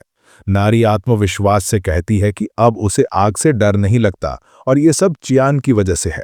वहां शर्म से पड़े किशियोक सोचता है कि क्या वो बी रैंक के रूप में अपनी सीमा तक पहुंच गया है और अब उसके पास कोई स्किल नहीं बची। हालांकि किशियोक में हार न मानने की सराहनीय विशेषता है और इसी वजह से वो उत्साहित चेहरे के साथ फिर से खड़ा हो जाता है। वो नारी से एक और सेशन मांगता है, लेकिन अचानक उसके नाक से खून आने लगता है और चियान उससे पूछता है कि वो डेमन रेल्म में कितने दिन से यहाँ है। किशियोक जवाब देता है कि वो 9 दिन से यहाँ है और चियान सुझाव देता है कि वो मानव रेल्म में लौट जाए क्योंकि उसकी वर्तमान रैंक में अगर वो और रुका तो मर जाएगा। किशियोक चियान की बात मानता है, भले ही वो और रुकना चाहता हो। चियान फिर उसे बताता है कि उसमें ए रैंक हैंडर बनने की क्षमता है और इसके साथ ही वो उसे मेहनत जारी रखने के लिए प्रेरित करता है। किशियोक ये सुनकर चौंक जाता है, लेकिन अब उसमें कोई उम्मीद नहीं बची क्योंकि वो लगातार 6 साल से ए रैंक एग्जाम में असफल हो रहा है। कहा जाता है कि अगर कोई 3 साल में एक ही रैंक एग्जाम पास नहीं कर सकता तो वो बेकार है और उसके लिए 6 बार असफल होना तो बिल्कुल अभूतपूर्व है। चियान फिर उसे बताता है कि वो ऐसा कर सकता है क्योंकि उसका मोनोहोल अभी पूरी तरह विकसित नहीं हुआ है। चियान किशियोक को सलाह देता है कि वो मानव रेल्म में लौटने पर जरूर डेमोनिक एनर्जी को शुद्ध करे। किशियोक चियान को इस सलाह के लिए धन्यवाद देता है और वादा करता है कि वो पूरी कोशिश करेगा। थोड़ी देर बाद किशियोक वापस लौटने की तैयारी करता है और चियान से पूछता है कि क्या उसे कुछ और चाहिए, क्योंकि उसे दिख रहा है कि उसका रैमन खत्म हो गया है। चियान को रैमन के अलावा कुछ नहीं चाहिए और नारी उसे सेफ ट्रिप की शुभकामनाएं देती है। किशियोक नारी से कहता है कि वो ट्रेनिंग जारी रखे और ये भी कि अगली बार जब वे भिड़ेंगे तो वो जरूर जीतेगा। जाने से पहले किशियोक चियान से पूछता है कि क्या उसने उसकी विग देखी है, लेकिन वो कहता है कि नहीं, उसने नहीं देखी। जब करने के लिए और कुछ नहीं बचता, किशियोक आखिरकार चला जाता है और उसके जाने के बाद गू चियान का ध्यान इस बात पर दिलाता है कि किशियोक का बिट्रेयल का रिस्क है। चियान फिर गू से पूछता है कि चूंकि वो भी लोगों के मन पढ़ सकता है तो उसे क्या लगता है कि किशियोक क्या करेगा। चियान देख सकता है कि किशियोक मजाक नहीं कर रहा अपने स्ट्रांग बनने के मिशन में, और इसके अलावा चियान को यह भी पसंद है कि वो ईमानदार है। तभी नारी चियान से पूछती है कि क्या वो गू को समझ सकता है और वो हाँ कहता है। चियान फिर नारी को घर के अंदर ले जाकर वो कैबिनेट दिखाता है जो उसने बनाई थी। वो अपनी क्रिएशन पर गर्व करता है, लेकिन नारी कहती है कि घर थोड़ा अंधेरा लग रहा है। चियान उसकी बात से सहमत होता है और तय करता है कि विंडो बनाने से ये समस्या हल हो जाएगी। अपनी एबिलिटीज का यूज करके वो घर में विंडो स्पेसेस काटता है, जिससे नारी बहुत एक्साइटेड हो जाती है क्योंकि नारी को चारों ओर उजाला पसंद है। चियान बताता है कि रात में लाइट की भी जरूरत होगी ताकि सब कुछ अंधेरे में न रहे। चियान कहता है कि एक स्टोन होता है जिसे ग्लो स्टोन कहा जाता है, जो अंधेरे में लाइट एमिट करता है और कुछ लगाने से जगह उजलाई हो जाएगी। गू फिर चियान से पूछता है कि क्या उसे पता भी है कि ग्लो स्टोन कहाँ मिलते हैं, और वो कहता है कि हाँ, असल में वो वॉल्केनिक रीजन में पाए जाते हैं और ये ऐसा एरिया है जिसे हंटर्स सबसे खतरनाक जगहों में से एक मानते हैं। गू फिर बताता है कि ये उसकी होम टाउन है, लेकिन ये कहते हुए वो उदास दिखता है। चियान ये देखकर हैरान होता है क्योंकि उसे लगा था कि घर लौटना खुशी की बात होगी। नारी चियान से पूछती है कि गू क्या कह रहा है और चियान बस ये बताता है कि गू किसी बात से अपसेट है। क्योंकि गू वॉल्केनिक रीजन को लेकर चिंतित है, चियान कहता है कि वो अकेला जाएगा, इसलिए बाकी दोनों घर पर रह सकते हैं। नारी इनकार करती है, कहती है कि उसे चियान के साथ जाना होगा क्योंकि उसने आग का डर पार कर लिया है। चियान प्रभावित होता है कि लड़की ने इतनी जल्दी अपना डर जीत लिया। फिर चियान गू से पूछता है कि क्या वो जाने में इंटरेस्टेड है। मन न होते हुए भी वो हाँ कहता है क्योंकि वहां उसका कुछ अधूरा काम है। जब सब तैयार होते हैं, चियान बताता है कि वो गू के लिए वॉल्केनिक रीजन में यूज करने के लिए कुछ इक्विपमेंट बनाएगा। असल में वॉल्केनिक रीजन से लोग इसलिए बचते हैं क्योंकि वहां की वॉल्केनिक ऐश स्किन को फाड़ देती है। कॉन्सेंट्रेटेड डेमोनिक एनर्जी सिर्फ एक सांस में जान ले सकती है और वहां का टॉक्सिक गैस बेहद खतरनाक है। ये भी एक कारण है कि वो जगह ह्यूमन वर्ल्ड के लिए लगभग अननोन है। लेकिन जैसे ही टीम वहां पहुंचती है, नारी पहले से ही आग से खेल रही होती है। सचमुच गू समझता है कि लड़की का अजीब व्यवहार इसलिए है क्योंकि वो एक मैकेनिकल लाइफ फॉर्म है। हालांकि उसे ज्यादा दिलचस्पी इस बात में है कि चियान क्या है। चियान बस ये जवाब देता है कि वो एक किमेरा हंटर है, लेकिन इससे गू चौंक जाता है क्योंकि वो जानता है कि किमेरा हंटर्स हमेशा ह्यूमन फॉर्म में नहीं रहते। चियान बताता है कि वो हमेशा ऐसा ही था, लेकिन जब उसने रीजनरेशन किया तो उसका रूप बदल गया। फिर चियान गू से पूछता है कि क्या वो उनके साथ रहकर ठीक है, क्योंकि वो एक मॉन्स्टर है और शायद हंटर के आसपास रहना उसके लिए अनकंफर्टेबल हो। गू चियान को भरोसा दिलाता है कि उसे उनके साथ कोई परेशानी नहीं है, क्योंकि उसे किसी से बात करना अच्छा लगता है। जब दोनों बातचीत कर रहे होते हैं, नारी आकर शिकायत करती है कि वो गू को नहीं सुन सकती, जबकि चियान सुन सकता है। चियान फिर नारी से कहता है कि गू बस उसकी ओरिजिन जानना चाहता था। नारी जल्दी से बोल पड़ती है कि वो नेटिव है, लेकिन गू को सच्चाई पता होती है। वे गर्म और उबलती जमीन की खोज जारी रखते हैं और चियान बताता है कि उन्हें लावा स्प्राउट्स के पास ल्यूमिनस स्टोन्स मिल जाएंगे। थोड़ी देर में वे शिखर पर पहुंचते हैं और सामने स्टोन्स देख सकते हैं, लेकिन वे दूर एक मेल फायर टोड को रोते हुए देखते हैं। आश्चर्यजनक है कि उसके सामने एक डेड फायर टोड है और इसी वजह से वो रो रहा है। असल में फीमेल अपने अंडों को ले जा रही थी जब उसकी मौत हो गई। गू बताता है कि सिर्फ फीमेल्स ही अंडे ले जा सकती हैं, और चूंकि वो मर चुकी है तो सारे अंडों के मर जाने की संभावना बहुत ज्यादा है। इसके अलावा क्रेटर के अंदर का तापमान अंडों के जीवित रहने के लिए बहुत ज्यादा गर्म है। जैसा कि उम्मीद थी, नारी को टोड पर दया आती है और चियान कदम बढ़ाने का फैसला करता है। चियान टोड की ओर छलांग लगाता है, जबकि गू उसे चेतावनी देता है कि पास न जाए, क्योंकि टोड स्पष्ट रूप से उत्तेजित है। जैसा कि अनुमानित था, टोड चियान पर फायर ब्रेथ से हमला करता है, लेकिन चियान सिर्फ एक उंगली से उसे रोक देता है। टोड को समझ में आने से पहले ही चियान उसके पास पहुंच जाता है और बस एक उंगली से उसके सिर पर थपकी देता है। पता चलता है कि चियान ने उसके सिर पर थपकी देते समय पैरालाइटिक पॉइजन का यूज किया था। इससे टोड की मोबिलिटी खत्म हो जाती है, लेकिन चियान जानता है कि टोड जल्द ही जाग जाएगा क्योंकि उसने ज्यादा जहर नहीं डाला। इसके अलावा फायर टोड जहर के प्रति काफी रेजिस्टेंट होते हैं। शिखर से नारी चिल्लाकर चियान से पूछती है कि क्या वो ठीक है। चियान जवाब देता है कि वो ठीक है, क्योंकि उसके शरीर में फायर टोड सेल्स हैं। चियान कहता है कि वे मरे हुए टोड के लिए कुछ नहीं कर सकते, लेकिन जिंदा वाले को बचा सकते हैं। चियान फिर अंडों को इकट्ठा करता है और उन्हें मेल टोड की पीठ पर रख देता है। फिर उन्हें मजबूती से बांध देता है ताकि वो गिरे नहीं। मेल टोड जब होश में आता है तो देखकर चौंक जाता है कि अब वो अंडे उठा रहा है। वो अपने मृत साथी के पास जाता है और विदाई कहता है, फिर दूर छलांग लगाता है। जाने से पहले फायर टोड पीछे मुड़कर थोड़ी देर के लिए नारी को देखता है और वो समझ जाती है कि वो उन्हें धन्यवाद कह रहा था। जब टोड का मामला खत्म हो जाता है, चियान नारी से नीचे आने को कहता है ताकि वे स्टोन्स इकट्ठे कर सकें। नारी उत्साह से वोल्केनिक पिट से स्टोन्स उठा लेती है, लेकिन चियान उसे चेतावनी देता है कि अगर उसने उन्हें गिरा दिया तो उसका पैर चोटिल हो सकता है। नारी मजाक में हंसती है और कहती है कि ये स्टोन उसकी ताकत के आगे कुछ नहीं। दूसरी ओर गू को स्टोन्स उठाने में दिक्कत हो रही होती है और वो इसका ब्लेम अपने छोटे शरीर पर डालता है। चियान फिर उसे अपने काम निपटाने को कहता है, जबकि वो स्टोन संभाल लेगा। चियान मानता है कि गू अपने दोस्तों के लिए गिफ्ट्स भी लाया होगा, लेकिन गू पलटकर कहता है कि मॉन्स्टर्स के पास पैसे नहीं होते। असल में वो उनसे मिलने की योजना नहीं कर रहा, बस गिफ्ट्स छोड़ के चला जाएगा। चियान प्रभावित होता है कि गू अपने साथियों को याद कर रहा है, जिससे वो बहुत इंटेलिजेंट मॉन्स्टर साबित होता है। दूसरी ओर गू खुद को ये कह के बहला रहा होता है कि वो उन्हें याद नहीं कर रहा, बल्कि अफसोस कर रहा है कि जब वो गया तो उनसे विदा नहीं ले पाया। चियान फिर गू से पूछता है कि उसने अपना झुंड क्यों छोड़ा। गू बताता है कि उसकी इंटेलिजेंस जागने के साथ कुछ अच्छी बातें आईं, लेकिन कुछ बुरी भी। असल में गू को लगता है कि अगर उसने लैंग्वेज नहीं सीखी होती तो वो खालीपन कभी महसूस ही नहीं करता जो अब उसे खाए जा रहा है। गू खुद को सुपीरियर और अकेला महसूस करता था, क्योंकि अब वो किसी से ठीक से जुड़ नहीं पाता था, इसलिए उसने झुंड छोड़ दिया। असल में उसका झुंड ये भी नहीं जानता कि वो चला गया है, लेकिन वो उन्हें दोष नहीं देता क्योंकि उनमें रिश्तेदारी की भावना ही नहीं होती।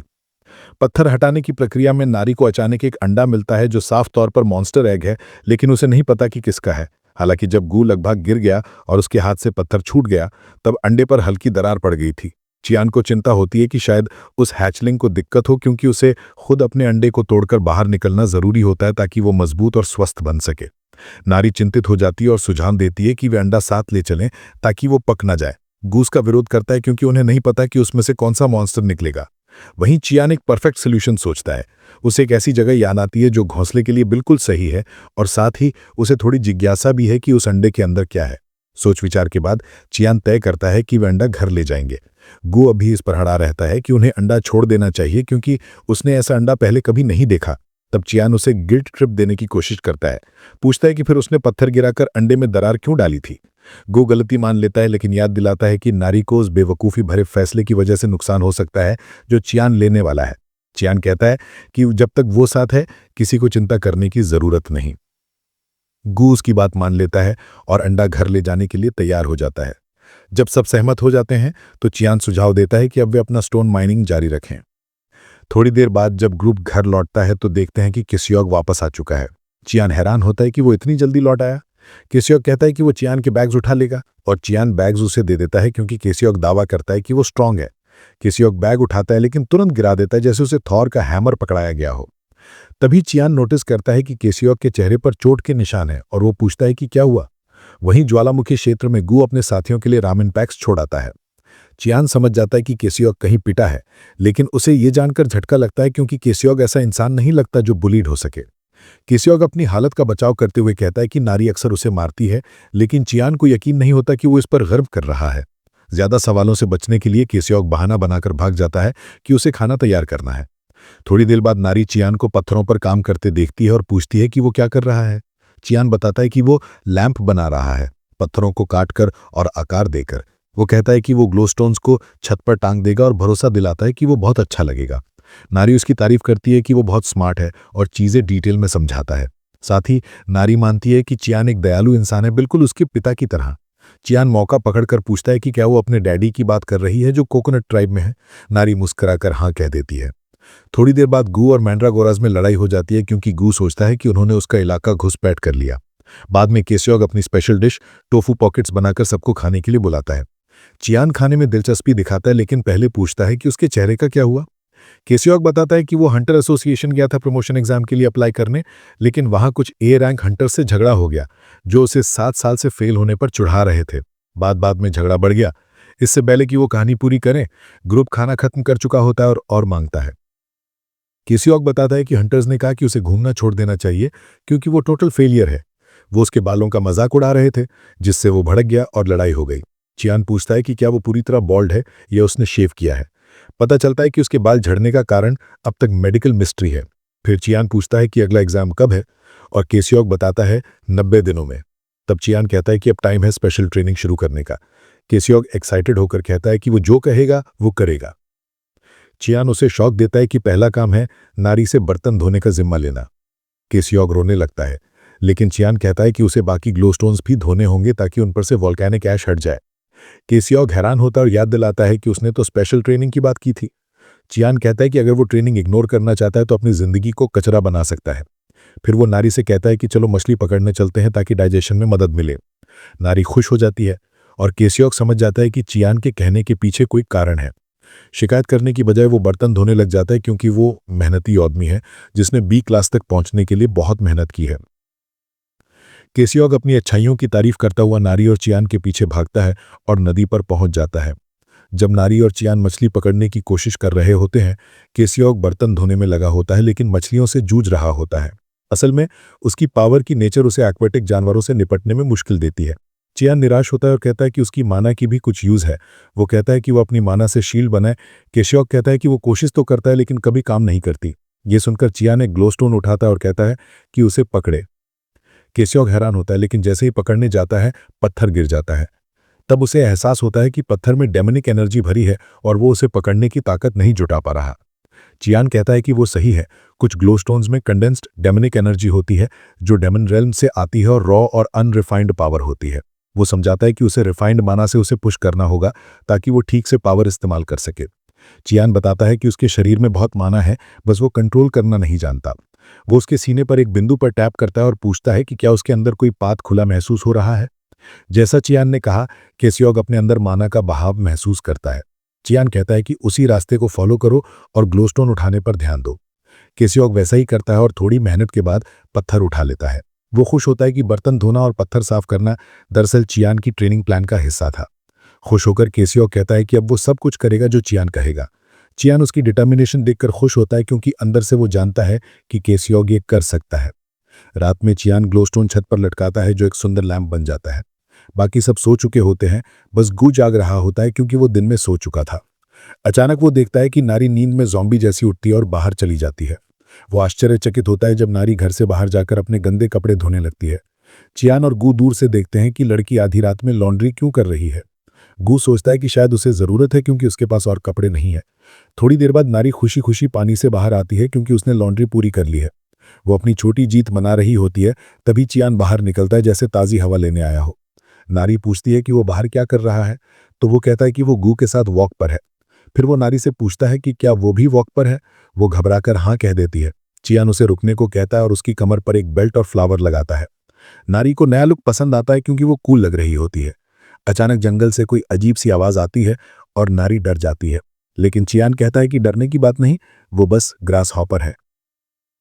दोनों वापस घर की ओर चलते हैं और चियान पूछता है कि क्या उसे और कुछ चाहिए, जैसे कपड़े या जूते। नारी कहती है कि वो जो कुछ भी उसे पहले दे चुका है वो उससे खुश है। थोड़ी देर बाद चियान डेमन रेल्म से बाहर निकलता है, एक सुंदर आउटफिट पहने हुए लेकिन बिना जूतों के। वो नारी के लिए शॉपिंग करने जा रहा होता है और राह चलते लोग उसे ऐसे देखते हैं जैसे कोई पागल हो। चियान नारी को डेमन रेल्म से बाहर नहीं निकाल सकता क्योंकि उसके अंदर एक ट्रैकिंग डिवाइस लगा हुआ है और साथ ही वो अब भी ट्रॉमा से जूझ रही है। चियान खुद भी यकीन नहीं कर पा रहा कि वो किसी बच्चे के कपड़ों के लिए ह्यूमन वर्ल्ड आया है।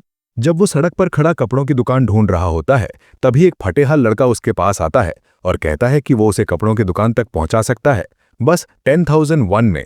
लड़का साफ देख सकता है कि चियान यहाँ का नहीं है, तो वो उसे भरोसा दिलाता है कि वो उसे रास्ता दिखा देगा। चियान पैसे देने को तैयार है, लेकिन कहता है कि उसके पास छोटे नोट नहीं है और वो दुकान पहुंचने पर चेंज मिलते ही देगा। लड़के को अच्छा नहीं लगता कि एक हंटर के पास 10,001 तक नहीं है और वो मान लेता है कि चियान कोई नया रुकी है जिसे किसी ने ठग लिया है। फिर भी वो कहता है कि चियान उसके साथ चले क्योंकि लगता है उसके पास अच्छे पैसे हैं। चलते चलते वो अपना नाम ओह बांगसू बताता है और चियान नोटिस करता है कि वहां पुलिस की गाड़ियां गश्त कर रही हैं, जिससे लगता है कि ये स्लम अब पहले से ज्यादा सुरक्षित है। बांगसू बताता है कि साफ दिख रहा है कि चियान ने हाल ही में ही अवेकनिंग की है क्योंकि वो बिना किसी उपकरण के गेट से बाहर आया है। बांगसू सोचता है कि शायद चियान को और ताकतवर लोगों ने लूट लिया होगा और वो उसे सलाह देता है कि हार मत मानो। चियान सोचता है कि ये बच्चा अपनी उम्र के हिसाब से काफी समझदार है, लेकिन बांगसू कहता है कि वो बच्चा नहीं है, उसकी उम्र 17 साल है। अचानक दोनों के सामने कुछ गुंडे नजर आते हैं और बांगसू तुरंत कहता है कि इस जिले से दूर रहना चाहिए क्योंकि ये सबसे खतरनाक स्लम इलाका है। पता चलता है कि स्पेस गैंग पहले डिस्ट्रिक्ट 11 में था, पर अब उसने अपना इलाका बढ़ाकर डिस्ट्रिक्ट 13 तक फैला दिया है। बांगसू बताता है कि अब पुलिस भी वहां नहीं जाती। ये सुनकर चियान सोचने लगता है कि क्या डिस्ट्रिक्ट 13 में उसका पुराना अनाथालय अब भी है। इसी बीच एक बच्चों के कपड़ों की दुकान के अंदर मालकिन सोच रही होती है कि उसने स्लम में दुकान खोलकर गलती की और वो अपना धंधा बदलने की सोच रही होती है। तभी चियान दुकान में प्रवेश करता है। बांगसू और दुकान की मालकिन पार्क के बीच कुछ मजेदार बहस होती है और बांगसू बताता है कि चियान कपड़े खरीदने आया है। पार्क गुस्से में बांगसू के गाल पकड़ लेती है और कहती है कि वो बार बार गरीब हंटर्स को उसकी दुकान पर क्यों लाता है, क्योंकि पहले से ही बहुत से लोग उससे उधार लिए बैठे हैं। वो मानती है कि उसने ही बांगसू से कहा था कि वो ऐसे दयनीय हंटर्स को लाए जो उसे अपने दिवंगत भाई की याद दिलाते हैं, पर कहती है कि अगर ऐसा चलता रहा तो उसका बिजनेस बंद हो जाएगा। जब दोनों झगड़ रहे होते हैं, चियान चुपचाप कपड़े देखने लगता है। फिर वो बोलता है कि उसे कपड़े चाहिए और 10,001 का नोट निकालकर कहता है कि यही उसके पास है। ये देखते ही दोनों के चेहरे बदल जाते हैं। पार्क तुरंत मुस्कुराने लगती है और एक परफेक्ट दुकान मालकिन बन जाती है। वहीं बांगसू उसके लिए स्नैक्स और ड्रिंक लेकर आता है। पार्क अपने सारे कपड़े दिखाने लगती है। चियान कहता है कि उसे एक छोटी लड़की और अपने लिए कपड़े चाहिए। ये सुनकर पार्क बहुत खुश होती है और सुंदर कपड़े निकालने में लग जाती है। दिन के अंत तक चियान दुकान के लगभग सारे कपड़े खरीद लेता है और पार्क कामना करती है कि हर दिन ऐसा हो। सारा सामान पैक होने के बाद पार्क कहती है कि वो डिलीवरी करवा सकती है, पर चियान कहता है कि वो खुद उठा सकता है। फिर वो बांगसू को 10,001 देता है और कहता है कि उसे उससे एक और काम चाहिए। दुकान से बाहर आने के बाद बांगसू उसे एक सराय तक ले जाता है, जहां पास में पुलिस स्टेशन भी है। वो कहता है कि ये जगह सुरक्षित है और मालिक भी अच्छे हैं। चियान सराय में चला जाता है और कहता है बाहर इंतजार करना। बांगसू सोच में पड़ जाता है। वो मानने लगता है कि कुछ गड़बड़ है क्योंकि चियान ने उसे पैसे भी दिए और कपड़े भी खरीदे। वो सोचता है कि कहीं चियान उन लोगों में तो नहीं जो बच्चों को फुसलाकर अगवा कर लेते हैं, लेकिन फिर उसे लगता है कि वो शायद वाकई अच्छा इंसान है। कुछ देर बाद चियान बाहर आता है और बताता है कि इनकी बात सच थी, मालिक बहुत अच्छे हैं। फिर वो बांगसू को एक चाबी देता है और कहता है कि वो जानता है कि बांगसू सड़कों पर रहता है। चियान ने उसके लिए 1 साल का किराया और खाना दोनों का भुगतान कर दिया है। वो कहता है कि अब बांगसू को ठीक से खाना चाहिए। सब समझाने के बाद वो कहता है कि अब उसे जाना होगा। जब वो गेट के पास पहुंचता है, बांगसू पूछ बैठता है कि उसका कोई गुप्त इरादा तो नहीं, क्योंकि वो यकीन नहीं कर पा रहा कि कोई अजनबी उसके लिए इतना सब कुछ करेगा। चियान मुस्कुराता है और कहता है कि उसने जो किया उसे पुराने दिनों की याद दिला दी। वो बताता है कि वो भी कभी बांगसू जैसा ही था। इतना कह के चियान डेमन रेल में वापस चला जाता है। जब वो लौटता है, नारी परेशान बैठी थी क्योंकि चियान बिना कुछ कहे चला गया था। चियान बताता है कि वो उसके लिए गिफ्ट्स लेने गया था और बैग में सारे सुंदर कपड़े निकाल देता है। नारी खुशी से उछल पड़ती है और चियान उसे कहता है कि वो अंदर जाकर पहन कर देखे। असल में ह्यूमन वर्ल्ड में जो कपड़े उसने पहने थे वो किसी योग के थे और वो लौटकर उसके लिए कुछ नहीं लाया था। बाद में चियान कपड़े तय करता बैठा होता है, जबकि नारी अलग अलग कपड़े पहनकर देख रही होती है। चियान खुश है कि नारी इतनी उत्साहित है और वो उस पर बहुत प्यारी लग रही है। आखिर में नारी को सबसे ज्यादा पसंद आता है वो कपड़ा जिस पर एक चूजे की ड्राइंग बनी है और वो कहती है कि वो गू जैसा दिखता है। गू नाराज हो जाता है कि उसकी तुलना एक बेवकूफ चिकन ड्राइंग से की जा रही है। फिर चियान नारी को कपड़े तय करना सिखाता है और वो खुश होकर मान जाती है। गू कहता है कि घर में इतने कपड़ों के लिए जगह नहीं है। चियान बताता है कि उसने सोचा है वो घर को बढ़ाएगा और एक वॉक इन क्लोजेट बनाएगा, साथ ही बिल्ट इन वार्डरोब भी लगाएगा। गू चिंतित है कि इसके लिए पेड़ काटने पड़ेंगे, पर चियान कहता है कि उसे पता है कौन मदद करेगा। तभी वो किसियोक को बुलाता है और कहता है कि उसके लिए स्पेशल ट्रेनिंग है। किसियोक उत्साहित होकर बताता है कि उसने अपना ट्रेनिंग आउटफिट साफ कर लिया है। असल में वो चियान का पुराना फटा हुआ कपड़ा है। किसियोक बताता है कि वो जहर में सना हुआ था और उसे छूते ही वो लगभग मर गया। वो सोचता है कि चियान ने जानबूझकर उसे जहर में रखा ताकि खुद को ट्रेन करे, जबकि सच्चाई ये है कि चियान बस उसे धोने में आलसी था। चियान मुस्कुराकर कहता है कि अब वो आउटफिट किसियोक पहन सकता है, वो परफेक्ट ट्रेनिंग यूनिफॉर्म है। फिर उसे पेड़ काटने भेज देता है। गू बीच में आकर कहता है कि वो खुद पेड़ चुनकर देगा। किसियोक डर जाता है क्योंकि उसे लगता है कि वो मर जाएगा इस आउटफिट में काम करते हुए। तभी नारी अंदर से चिल्लाती है कि अंडे में कुछ गड़बड़ है। सब अंदर दौड़ते हैं और चियान समझता है कि अंडा फूटने वाला है, इसलिए वो इतना हिल रहा है। किसियोक डरता है कि कहीं कोई आपदा स्तर का मॉन्स्टर ना निकल आए, पर नारी कहती है कि उसमें से कोई प्यारा क्रीचर निकलेगा। दोनों बहस कर रहे होते हैं, तभी अंडा फटने लगता है और पहले उसके अंदर से नुकीले पंजे निकलते हैं। जब पूरा अंडा फूट जाता है तो सब चौंक जाते हैं। उस क्रीचर का शरीर सांप जैसा है और पैर पक्षी जैसे। वो टेबल से कूदकर किसियोक के चेहरे पर चिपक जाता है और वो डर से लगभग बेहोश हो जाता है। बाद में किसियोक पेड़ काटने निकलता है, जैसा उसे कहा गया था। गूस के सिर पर बैठकर निगरानी कर रहा होता है। आउटफिट में जहर की वजह से किसियोक को बहुत दिक्कत हो रही होती है और वो सोचता है कि चियान इस हालत में कैसे घूमता था। वहीं चियान कपड़े तह करने के बाद आराम से बैठा होता है। तभी नारी नए क्रीचर को लेकर आती है और बताती है कि वो आज्ञाकारी और प्यारा है। चियान मानता है कि वो क्रीचर नारी के प्रति वफादार है, क्योंकि उसे एहसास है कि उसी ने उसकी जान बचाई थी। अब बस नाम रखने की बात थी, तो चियान कहता है कि इसका नाम सासा रख देते हैं, क्योंकि वो आधा सांक है। नारी और चियान नाम पर बात कर रहे होते हैं, तभी सासा भागकर जंगल की ओर चला जाता है। चियान खुश है कि दोनों अच्छा समय बिता रहे हैं, क्योंकि इससे उनके पारिवारिक बंधन और मजबूत होते हैं। वो गू से कहता है कि उसने ऐसा क्रीचर पहले कभी नहीं देखा और गू भी मानता है कि शायद ये कोई रेयर स्पीशीज है।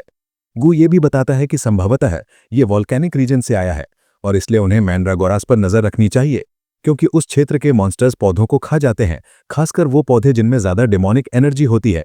जैसा गू ने कहा था, सासा सीधा मैंड्रागोरास के खेत में पहुंच जाता है और दोनों के बीच स्टेयर डाउन शुरू हो जाता है। नारी रोकना चाहती है, पर चियान कहता है कि जरूरत नहीं, दोनों मॉन्स्टर हैं, उन्हें एक दूसरे से निपटने दो। क्योंकि सासा अभी छोटा है, उसे नहीं लगता कि वो पौधों को ज्यादा नुकसान पहुंचा पाएगा।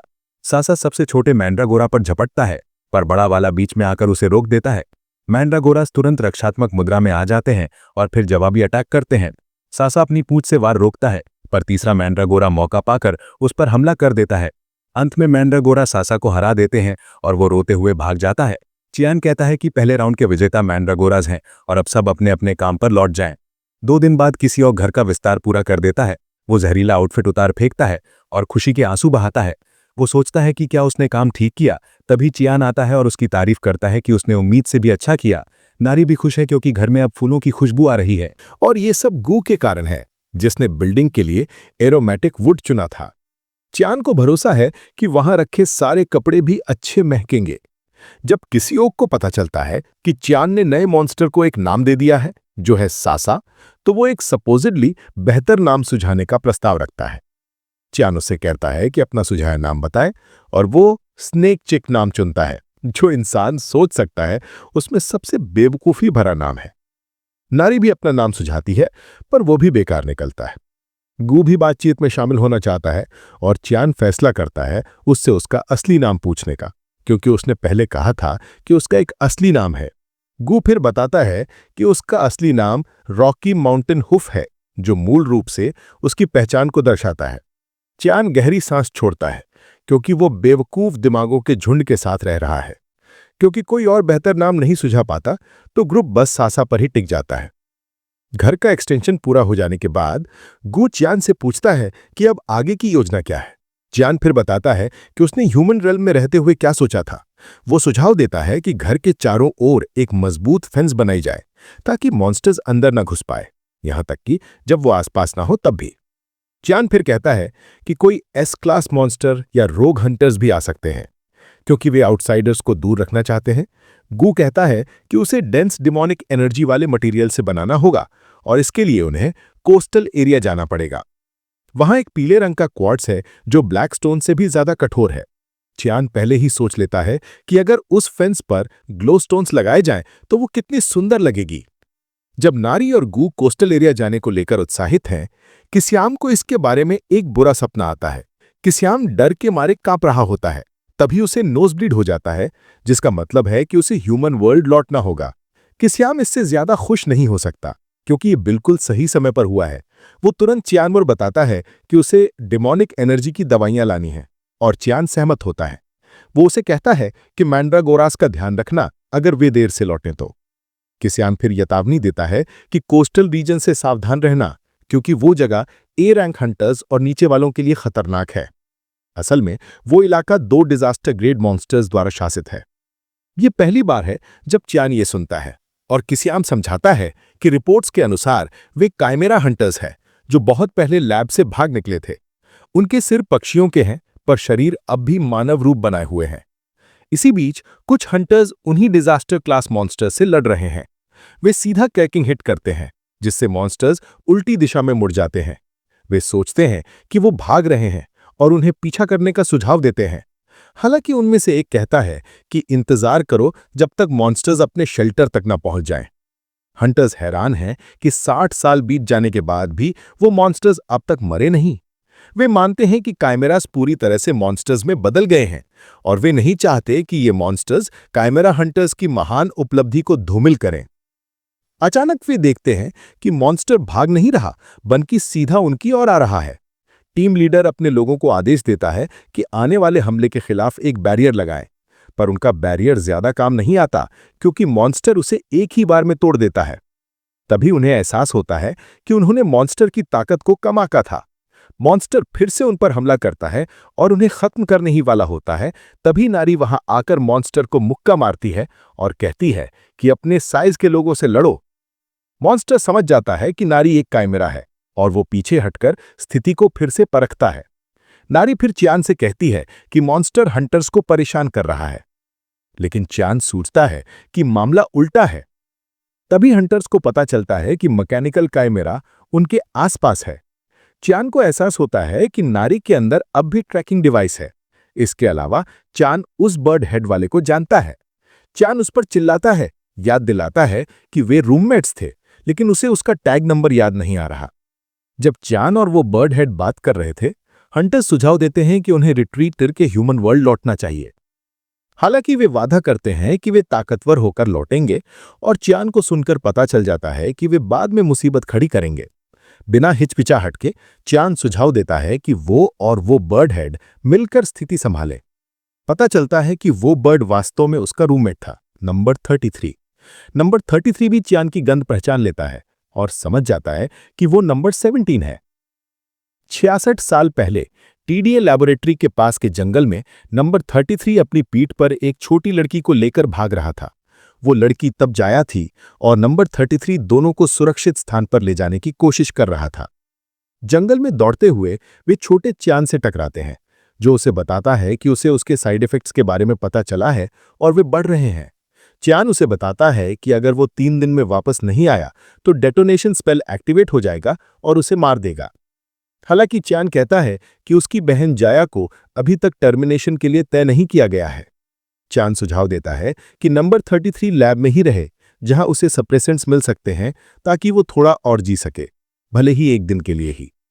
नंबर 33 कहता है कि चियान कभी नहीं समझेगा कि वे कैसा महसूस करते हैं, क्योंकि उसके अंदर कोई साइड इफेक्ट्स नहीं है। वो अपनी बहन को जमीन पर लिटाकर कहता है कि वो सिर्फ आजादी से जीना चाहता है और इसके लिए वो चियान से लड़ने को तैयार है।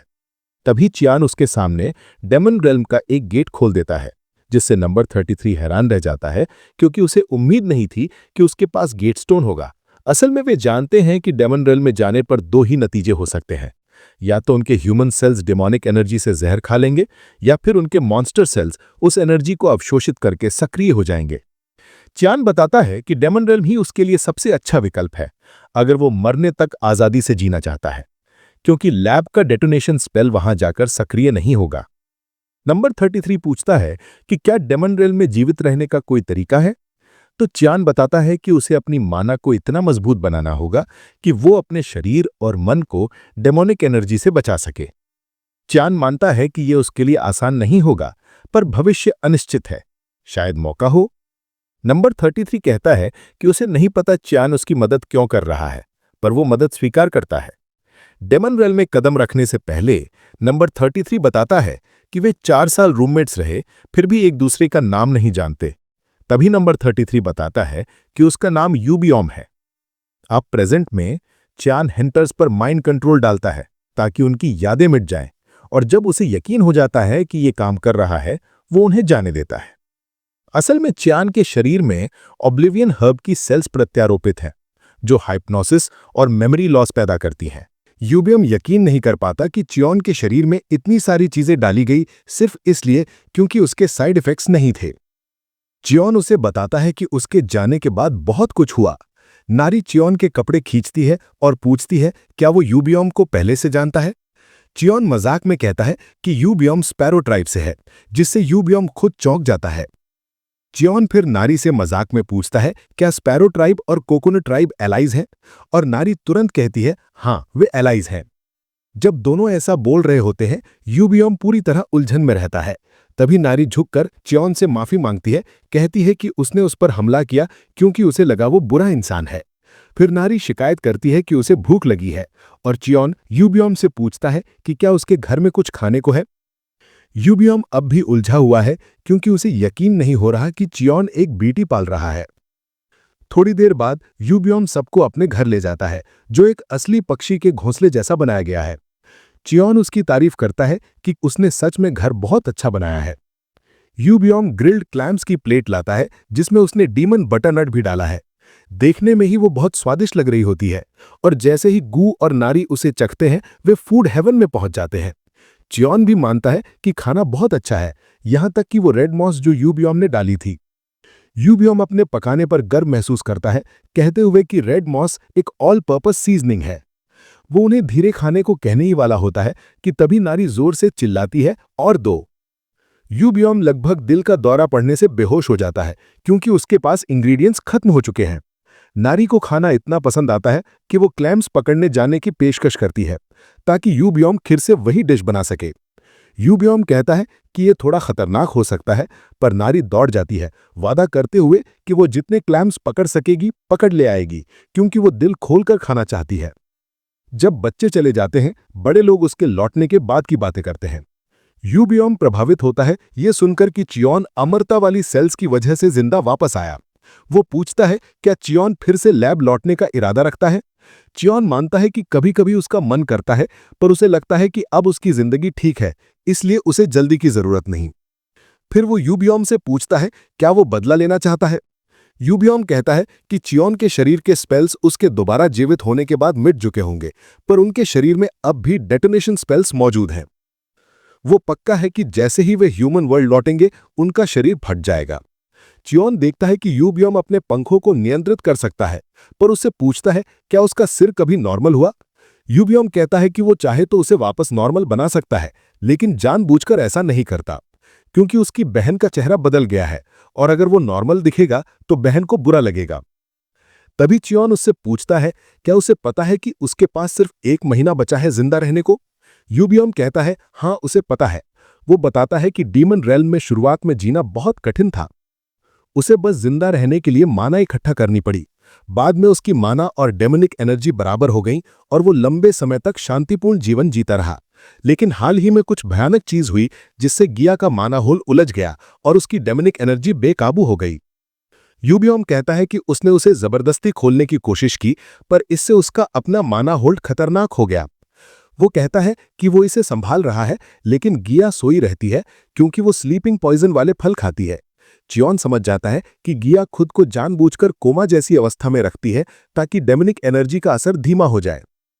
तभी चियोन को याद आता है कि मैंड्रागोरा से पोशन बनाया जा सकता है जो माना होल को ठीक कर सकता है। उसे एहसास होता है कि यूबियोम को इसका पता ही नहीं था, तो उसने कभी ऐसा किया नहीं। उधर गिया गुफा में बहुत कठिनाई झेल रही होती है। यूबियोम पूरी तरह हैरान रह जाता है यह सुनकर कि वो और गिया अब भी जी सकते हैं। चियोन उसकी अज्ञानता के लिए उसे दोष नहीं देता, कहता है कि उसे ये सब पता इसलिए है क्योंकि उसने 15 साल की उम्र से लैब में फार्माकोलॉजी पढ़ी थी। चियोन बताता है कि उसे बस इतना करना है कि मैंड्रागोरा की जड़ों से युक्त माना होल का रिफाइंड वाटर पीना है। चियोन पहले सोचता था कि जड़ें बेकार हैं, पर वे जमीन के नीचे डेमोनिक एनर्जी सोख लेती हैं और नई इकाइयों के रूप में बढ़ती हैं, कई गुना बढ़ती हैं। असल में वो खुद जीवन शक्ति का स्रोत है। इसलिए उनकी बची हुई जड़ों से बना रिफाइंड वाटर माना होल्स को पुनर्जीवित करने में अद्भुत प्रभाव दिखाता है।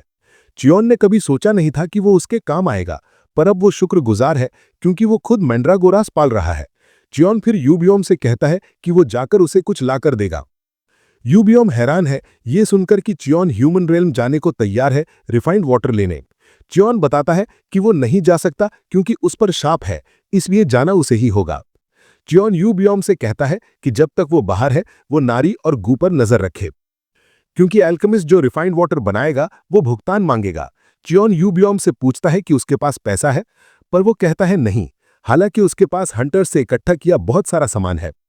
चियोन वो सामान लेता है और कहता है कि ये काफी होगा। चियोन ह्यूमन रेल्म जाता है और बोंगसू से मिलता है, उसे बताने कि उसे एक एल्केमिस्ट चाहिए।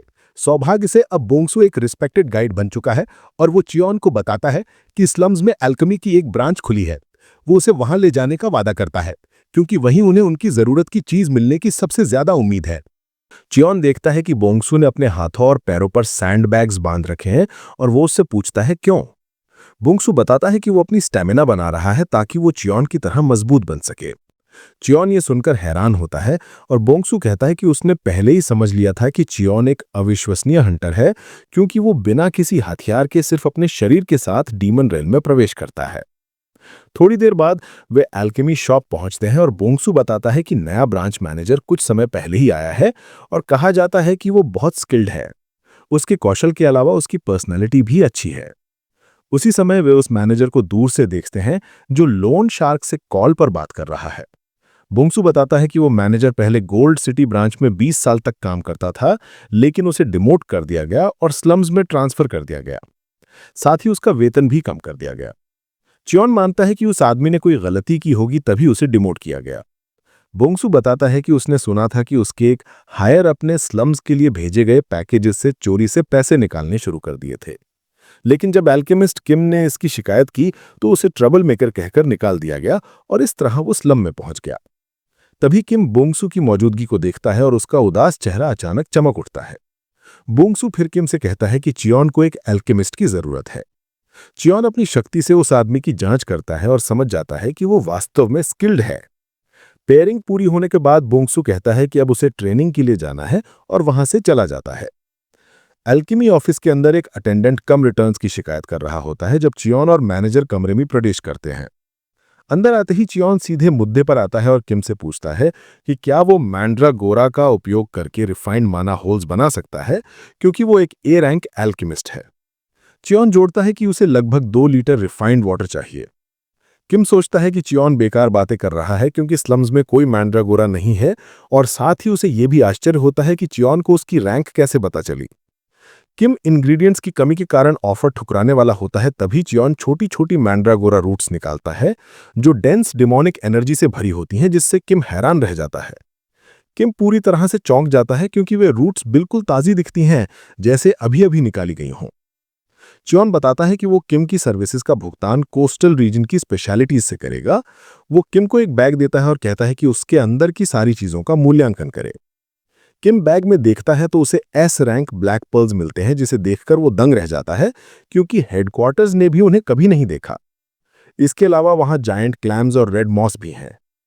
च्योन फिर पूछता है कि क्या ये सब मैन्युफैक्चरिंग फी के लिए पर्याप्त होगा, और किम कहता है हाँ, वास्तव में ये इंग्रेडिएंट पूरा बिल्डिंग खरीदने के लिए भी काफी है। अटेंडेंट कहता है कि उसे अप्रेजल इक्विपमेंट लाना होगा क्योंकि हाई वैल्यू आइटम्स के लिए महंगा उपकरण चाहिए होता है। अटेंडेंट के जाने के बाद च्योन एक ट्यूब में मैंड्रागोरा देखता है और किम से पूछता है, जबकि उसने कहा था कि उनके पास कोई नहीं है। किम बताता है कि वो मैंड्रागोरा लगभग 10 साल पहले मर चुकी है, जिसका मतलब है कि उसकी सभी मेडिसिनल क्वालिटीज खत्म हो चुकी हैं। वो बस उसे अपने शोध के लिए रखे हुए था। तभी च्योन कहता है कि मैंड्रागोरा अभी भी जिंदा है, जिससे किम चौंक जाता है। च्योन उसे माना देता है और किम की हैरानी के लिए मैंड्रागोरा उस पर प्रतिक्रिया करती है। च्योन कहता है कि मैंड्रागोरा एक कोमाटोस अवस्था में है क्योंकि उसने अपनी सारी डिमोनिक एनर्जी खर्च कर दी है। किम इस पर विश्वास नहीं कर पाता क्योंकि उसने खुद भी उसे कई बार माना खलाई थी। तभी किम का बुरा बॉस आन कमरे में आता है और आते ही किम और उसके दफ्तर का मजाक उड़ाने लगता है। किम ये देखकर हैरान होता है और पूछता है कि वो स्लम्स में क्यों आया है। आन बताता है कि उससे रिपोर्ट मिली कि कुछ अच्छा मटेरियल लैब में आया है, इसलिए वो यहाँ आया। किम सोचता है कि शायद उसका असिस्टेंट पहले ही आन से संपर्क कर चुका है। आन अपने जुड़वा सबॉर्डिनेट का जिक्र करता है जो एबिलिटी यूजर्स है, फिर च्योन की ओर मुड़कर अपना परिचय देता है, आन जीजोंग, director of the alchemy association. वो चाहता है कि च्योन उसके साथ गोल्ड सिटी चले और कहता है कि वो उसका ध्यान रखेगा। वो ये भी कहता है कि वो च्योन को एक एक्सक्लूसिव कॉन्ट्रैक्ट देने को तैयार है जो उसे किम से कभी नहीं मिलेगा। च्योन फिर आन से उसकी नाक पर वॉट के बारे में पूछता है क्योंकि वो जानना चाहता है कि उसका आन बख्तियोक से क्या संबंध है। आन हंसकर बताता है कि बख्तियोक उसका दादा है। च्योन साफ साफ देख सकता है कि दोनों में एक जैसा घटिया रिजेम्बलेंस है क्योंकि बख्तियोक वही साइंटिस्ट था जिसने उस पर किमेरा एक्सपेरिमेंट किए थे। वो एक घटिया साइंटिस्ट था जिसे बच्चों की जरा भी परवाह नहीं थी और उसकी नाक पर भी वॉट था, बिल्कुल उसके पोते की तरह। ये पुष्टि होते ही च्योन अपनी औरा से आन को जमीन पर घुटनों के बल गिरा देता है। च्योन कहता है कि उसे निराशा हुई है कि आन अपने दादा की तरह ही लालची और सत्ता पागल निकला। आन भ्रमित होता है और च्योन एक सवाल पूछने का निर्णय लेता है जो तय करेगा कि वो जिंदा रहेगा या मरेगा। च्योन गुस्से में पूछता है कि क्या टीडीए लैबोरेटरी अभी भी मौजूद है। आन कहता है कि उसे इस बारे में कुछ नहीं पता। च्योन फिर पूछता है कि क्या वो वास्तव में उस किमेरा रिसर्च लैब के बारे में नहीं जानता जहां बख्तियोक सीनियर रिसर्चर था। किम ये सुनकर हैरान होता है क्योंकि उसने सुना था कि बख्तियोक ने पीस प्राइज जीता था और अब पता चला कि वो इलीगल लैब में काम करता था। आन जमीन पर पड़ा च्योन को डांटता है और कहता है कि अपने पिता का नाम खराब मत करो क्योंकि उसने विश्वविद्यालय में अगली पीढ़ी को सिखाने में जिंदगी लगा दी। सेवानिवृत्ति के बाद उसने अपना पूरा धन गेट विक्टिम्स के परिवारों को दान कर दिया और इसी वजह से उसे पीस प्राइज मिला। च्योन समझ गया कि बख्तियोक ने अपने गुनाहों के लिए सार्वजनिक रूप से प्रायश्चित करने का नाटक किया, हालांकि उसने पर्दे के पीछे सैकड़ों लोगों की हत्या की थी। च्योन उम्मीद कर रहा था कि वो अभी भी जिंदा होगा क्योंकि वो अवेकन था, लेकिन वो जल्द ही मर गया। च्योन पूछता है कि क्या ये खिड़की से गिरने के बाद के असर से हुआ, और ये सुनकर आन चौंक जाता है क्योंकि वो घटना कभी सार्वजनिक नहीं हुई थी। च्योन बताता है कि उसने ही बख्तियोक को खिड़की से धक्का दिया था क्योंकि वो बच्चों को किमेरा में बदल रहा था। वो बच्चों को गेट में फेंकने की धमकी दे रहा था, इसलिए च्योन ने पहले ही उसे गिरा दिया। च्योन फिर आन से कहता है कि वो उसे एक मौका दे रहा है, वो वापस जाकर टीडीए रिसर्च लैब की जांच करे। च्योन कहता है कि जब समय सही होगा वो खुद उसे ढूंढने आएगा। च्योन को हैरानी होती है कि उसने बख्तियोक की औलाद को स्लम्स में पाया। उसे याद आता है जब वो 9 साल की उम्र में उस पर दर्दनाक प्रयोग किए गए थे और जब वो 20 का हुआ उसके शरीर पर मॉन्स्टर के हिस्से उभरने लगे। उसके बाद उसे कुछ याद नहीं। उसे समझ आता है कि वो बस आदेशों का पालन कर रहा था, सोच नहीं पा रहा था। वो सोचता है कि शायद अब लैब का नाम बदल गया है क्योंकि बहुत समय बीत गया है। थोड़ी देर बाद किम अपने लैब से रिफाइंड वाटर लेकर आता है। च्योन प्रभावित होता है कि उसने ये जल्दी कर लिया जबकि वो ए रैंक एल्केमिस्ट है। किम बताता है कि इंग्रेडिएंट्स इतने अच्छे थे कि सब कुछ आसानी से हो गया। तभी च्योन पूछता है कि क्या वो उसके साथ एक पर्सनल कॉन्ट्रैक्ट साइन करेगा और वादा करता है कि बाकी इंग्रेडिएंट्स भी उसे दे देगा। किम ये सुनकर दंग रह जाता है और उसकी आंखों से खुशी के आंसू निकल आते हैं। च्योन उलझन में पड़ जाता है कि क्या उसने कोई गलत डील दी है। किम बताता है कि वो मूल रूप से स्लम्स से है। जब वो छोटा था उसके माता पिता ने बड़ा प्राइवेट लोन लिया था और उसने वादा किया था कि वो चुका देगा, लेकिन चाहे जितनी मेहनत की वो वहीं का वहीं रह गया। च्योन ने जो किया है वो उसके लिए अब तक की सबसे बड़ी दयालुता है। च्योन विश्वास नहीं कर पाता कि किम अब भी रीपेमेंट की सोच रहा है। वो कहता है कि उसे बस इतना चाहिए कि वे साथ में काम करते रहें। च्योन जानता है कि भविष्य में उसे किम की जरूरत पड़ेगी। काम पूरा होने के बाद वो वापस जाने का सोचता है और उम्मीद करता है कि उसकी गैर मौजूदगी में कुछ गलत ना हो गया हो, लेकिन जैसा उसने सोचा था जिया गुस्से में आ गई थी और उसने यूबियम को बुरी तरह पीट दिया था। फिर भी यूबियोम अपने बच्चों की रक्षा करने के अपने वादे पर डटा रहता है। वो अपनी बहन से जोरदार लड़ाई करने का निश्चय करता है और तेजी से उसकी ओर दौड़ता है। वो उसे जमीन पर गिरा देता है, लेकिन अचानक एक अजीब बैरियर उसे ढक लेता है। यूबियोम हैरान होता है कि क्या हो रहा है। तभी उसे समझ आता है कि चियोन ने जेलीफिश जैसी परत बनाकर उसे रोका है। सब लोग चियोन पर लौटने पर राहत महसूस करते हैं। यूबियोम उससे पूछता है कि क्या उसे दवा मिल गई। चियोन कहता है हाँ, उसके पास है। वो कहता है कि जिया को एक बोतल दे दो और दूसरी खुद पी लो। दवा पीने के बाद जिया शांत हो जाती है और रात में जागती है तो देखती है कि नारी उसके बगल में सो रही है। वो उठती है, सोचती है ये सपना है, लेकिन फिर देखती है कि यूबियोम और चियोन आग के पास बैठे हैं। जैसे ही चियोन उसकी ओर देखता है, जिया चीख पड़ती है और पूछती है, तुम कौन हो? उसकी चीख से नारी जाग जाती है और जिया से हंसते हुए बातें करने लगती है। यूबियोम जिया से कहता है कि अपना मोनोहल चेक करो, और जब वो देखती है उसे पता चलता है कि वो पूरी तरह ठीक हो गया है। साथ ही उसका चेहरा भी नॉर्मल हो गया है। जिया ये देखकर दंग रह जाती है और पूछती है कि ये लोग कहाँ से आए। यूबियोम कहता है कि क्या उसे चियोन याद नहीं, जबकि वो वही है जिसके लिए वो रो रही थी। जिया ध्यान से देखती है और आखिरकार पहचान जाती है, वो नंबर 17 है। वो अपने भाई की ओर दौड़ती है और पूछती है कि क्या वो सच में नंबर 17 है, और वो कहता है हाँ। चियोन नॉर्मल रहते हुए पूछता है कि क्या कोई रेड मॉस बचा है। यूबियोम कहता है नहीं, और जिया को आश्चर्य नहीं होता क्योंकि चियोन हमेशा सबसे कम एम्पैथेटिक व्यक्ति रहा है। फिर भी वो अपना मास्क हटाकर चियोन का आभार व्यक्त करती है। अचानक नारी समुद्र में कुछ चमकता हुआ देखती है। जिया बताती है कि वो सी फेरी है। असल में वे सी हॉर्सेस हैं जो गहरे समुद्र में रहते हैं, लेकिन जिया और यूबियोम ने उन्हें सी फेरी नाम दिया क्योंकि वे खेलते समय परियों जैसे लगते हैं। वो सिर्फ रात में बाहर आते हैं और सूरज उगने पर लौट जाते हैं। जिया बताती है कि अगर वे सी फेरीज का पीछा करें तो उन्हें पीला ग्लोइंग क्वार्ट्ज मिल सकता है। चियोन को याद आता है कि वो अपना मुख्य उद्देश्य भूल गया है। वो पूछता है कि सूरज कब उगेगा, और जिया कहती है कि बहुत जल्द। चियोन तय करता है कि अब उसे तैरना जाना होगा। इस बीच वैज्ञानिक मैकेनिकल किमेरा के आखिरी स्थान का रिकॉर्ड कोस्टल रीजन में करते हैं। वे बैठक कर रहे होते हैं जब आन म्योंगदो को कॉल करके पूछता है कि क्या उसे टीडीए लेबोरेटरी के बारे में कुछ पता है। म्योंगदो कहता है नहीं, और आन बताता है कि वो एक पुरानी इलीगल लैब थी। म्योंगदो कहता है कि हानबिट रिसर्च लैब ऐसे काम नहीं करती, और बताता है कि बॉक्तियोक हमेशा उसे एक ईमानदार रिसर्चर बनने की सलाह देता है। कॉल के बाद म्योंगदो सोच में पड़ जाता है कि आन को इलीगल लैब के बारे में कैसे पता चला। तभी एक अटेंडेंट आता है और बताता है कि उन्होंने लिक्विड मेटल मैंड्रेगोरा बनाने में सफलता मिल गई है। म्योंगदो अपनी नई क्रिएशन से खुश होता है क्योंकि मैंड्रेगोरा स्किनशिप में उत्कृष्ट हैं। उसे खुशी है कि उसने थोड़ा लिक्विड मेटल बचा के रखा था। उसे यकीन है कि ये मेटल मैंड्रेगोरा नारी के पीछे जाएगा और उसे जल्दी ढूंढ निकालेगा। वो आदेश देता है कि नारी पर रखे इनाम को 3 गुना कर दिया जाए और सभी ए क्लास हंटर्स को लगा दिया जाए। वो किसी भी हालत में नारी को ढूंढना चाहता है क्योंकि वो उसे अपनी लाइफ मास्टरपीस मानता है। डीमन रेल्म में वापस यूबियोम समुद्र के सामने खड़ा होता है और चियोन से क्वार्ट्ज को लेके हुई बातचीत को याद करता है। चियोन ने बताया था कि वो उसे अपने घर के लिए इस्तेमाल करना चाहता है, जिससे यूबियोम चौंक गया था।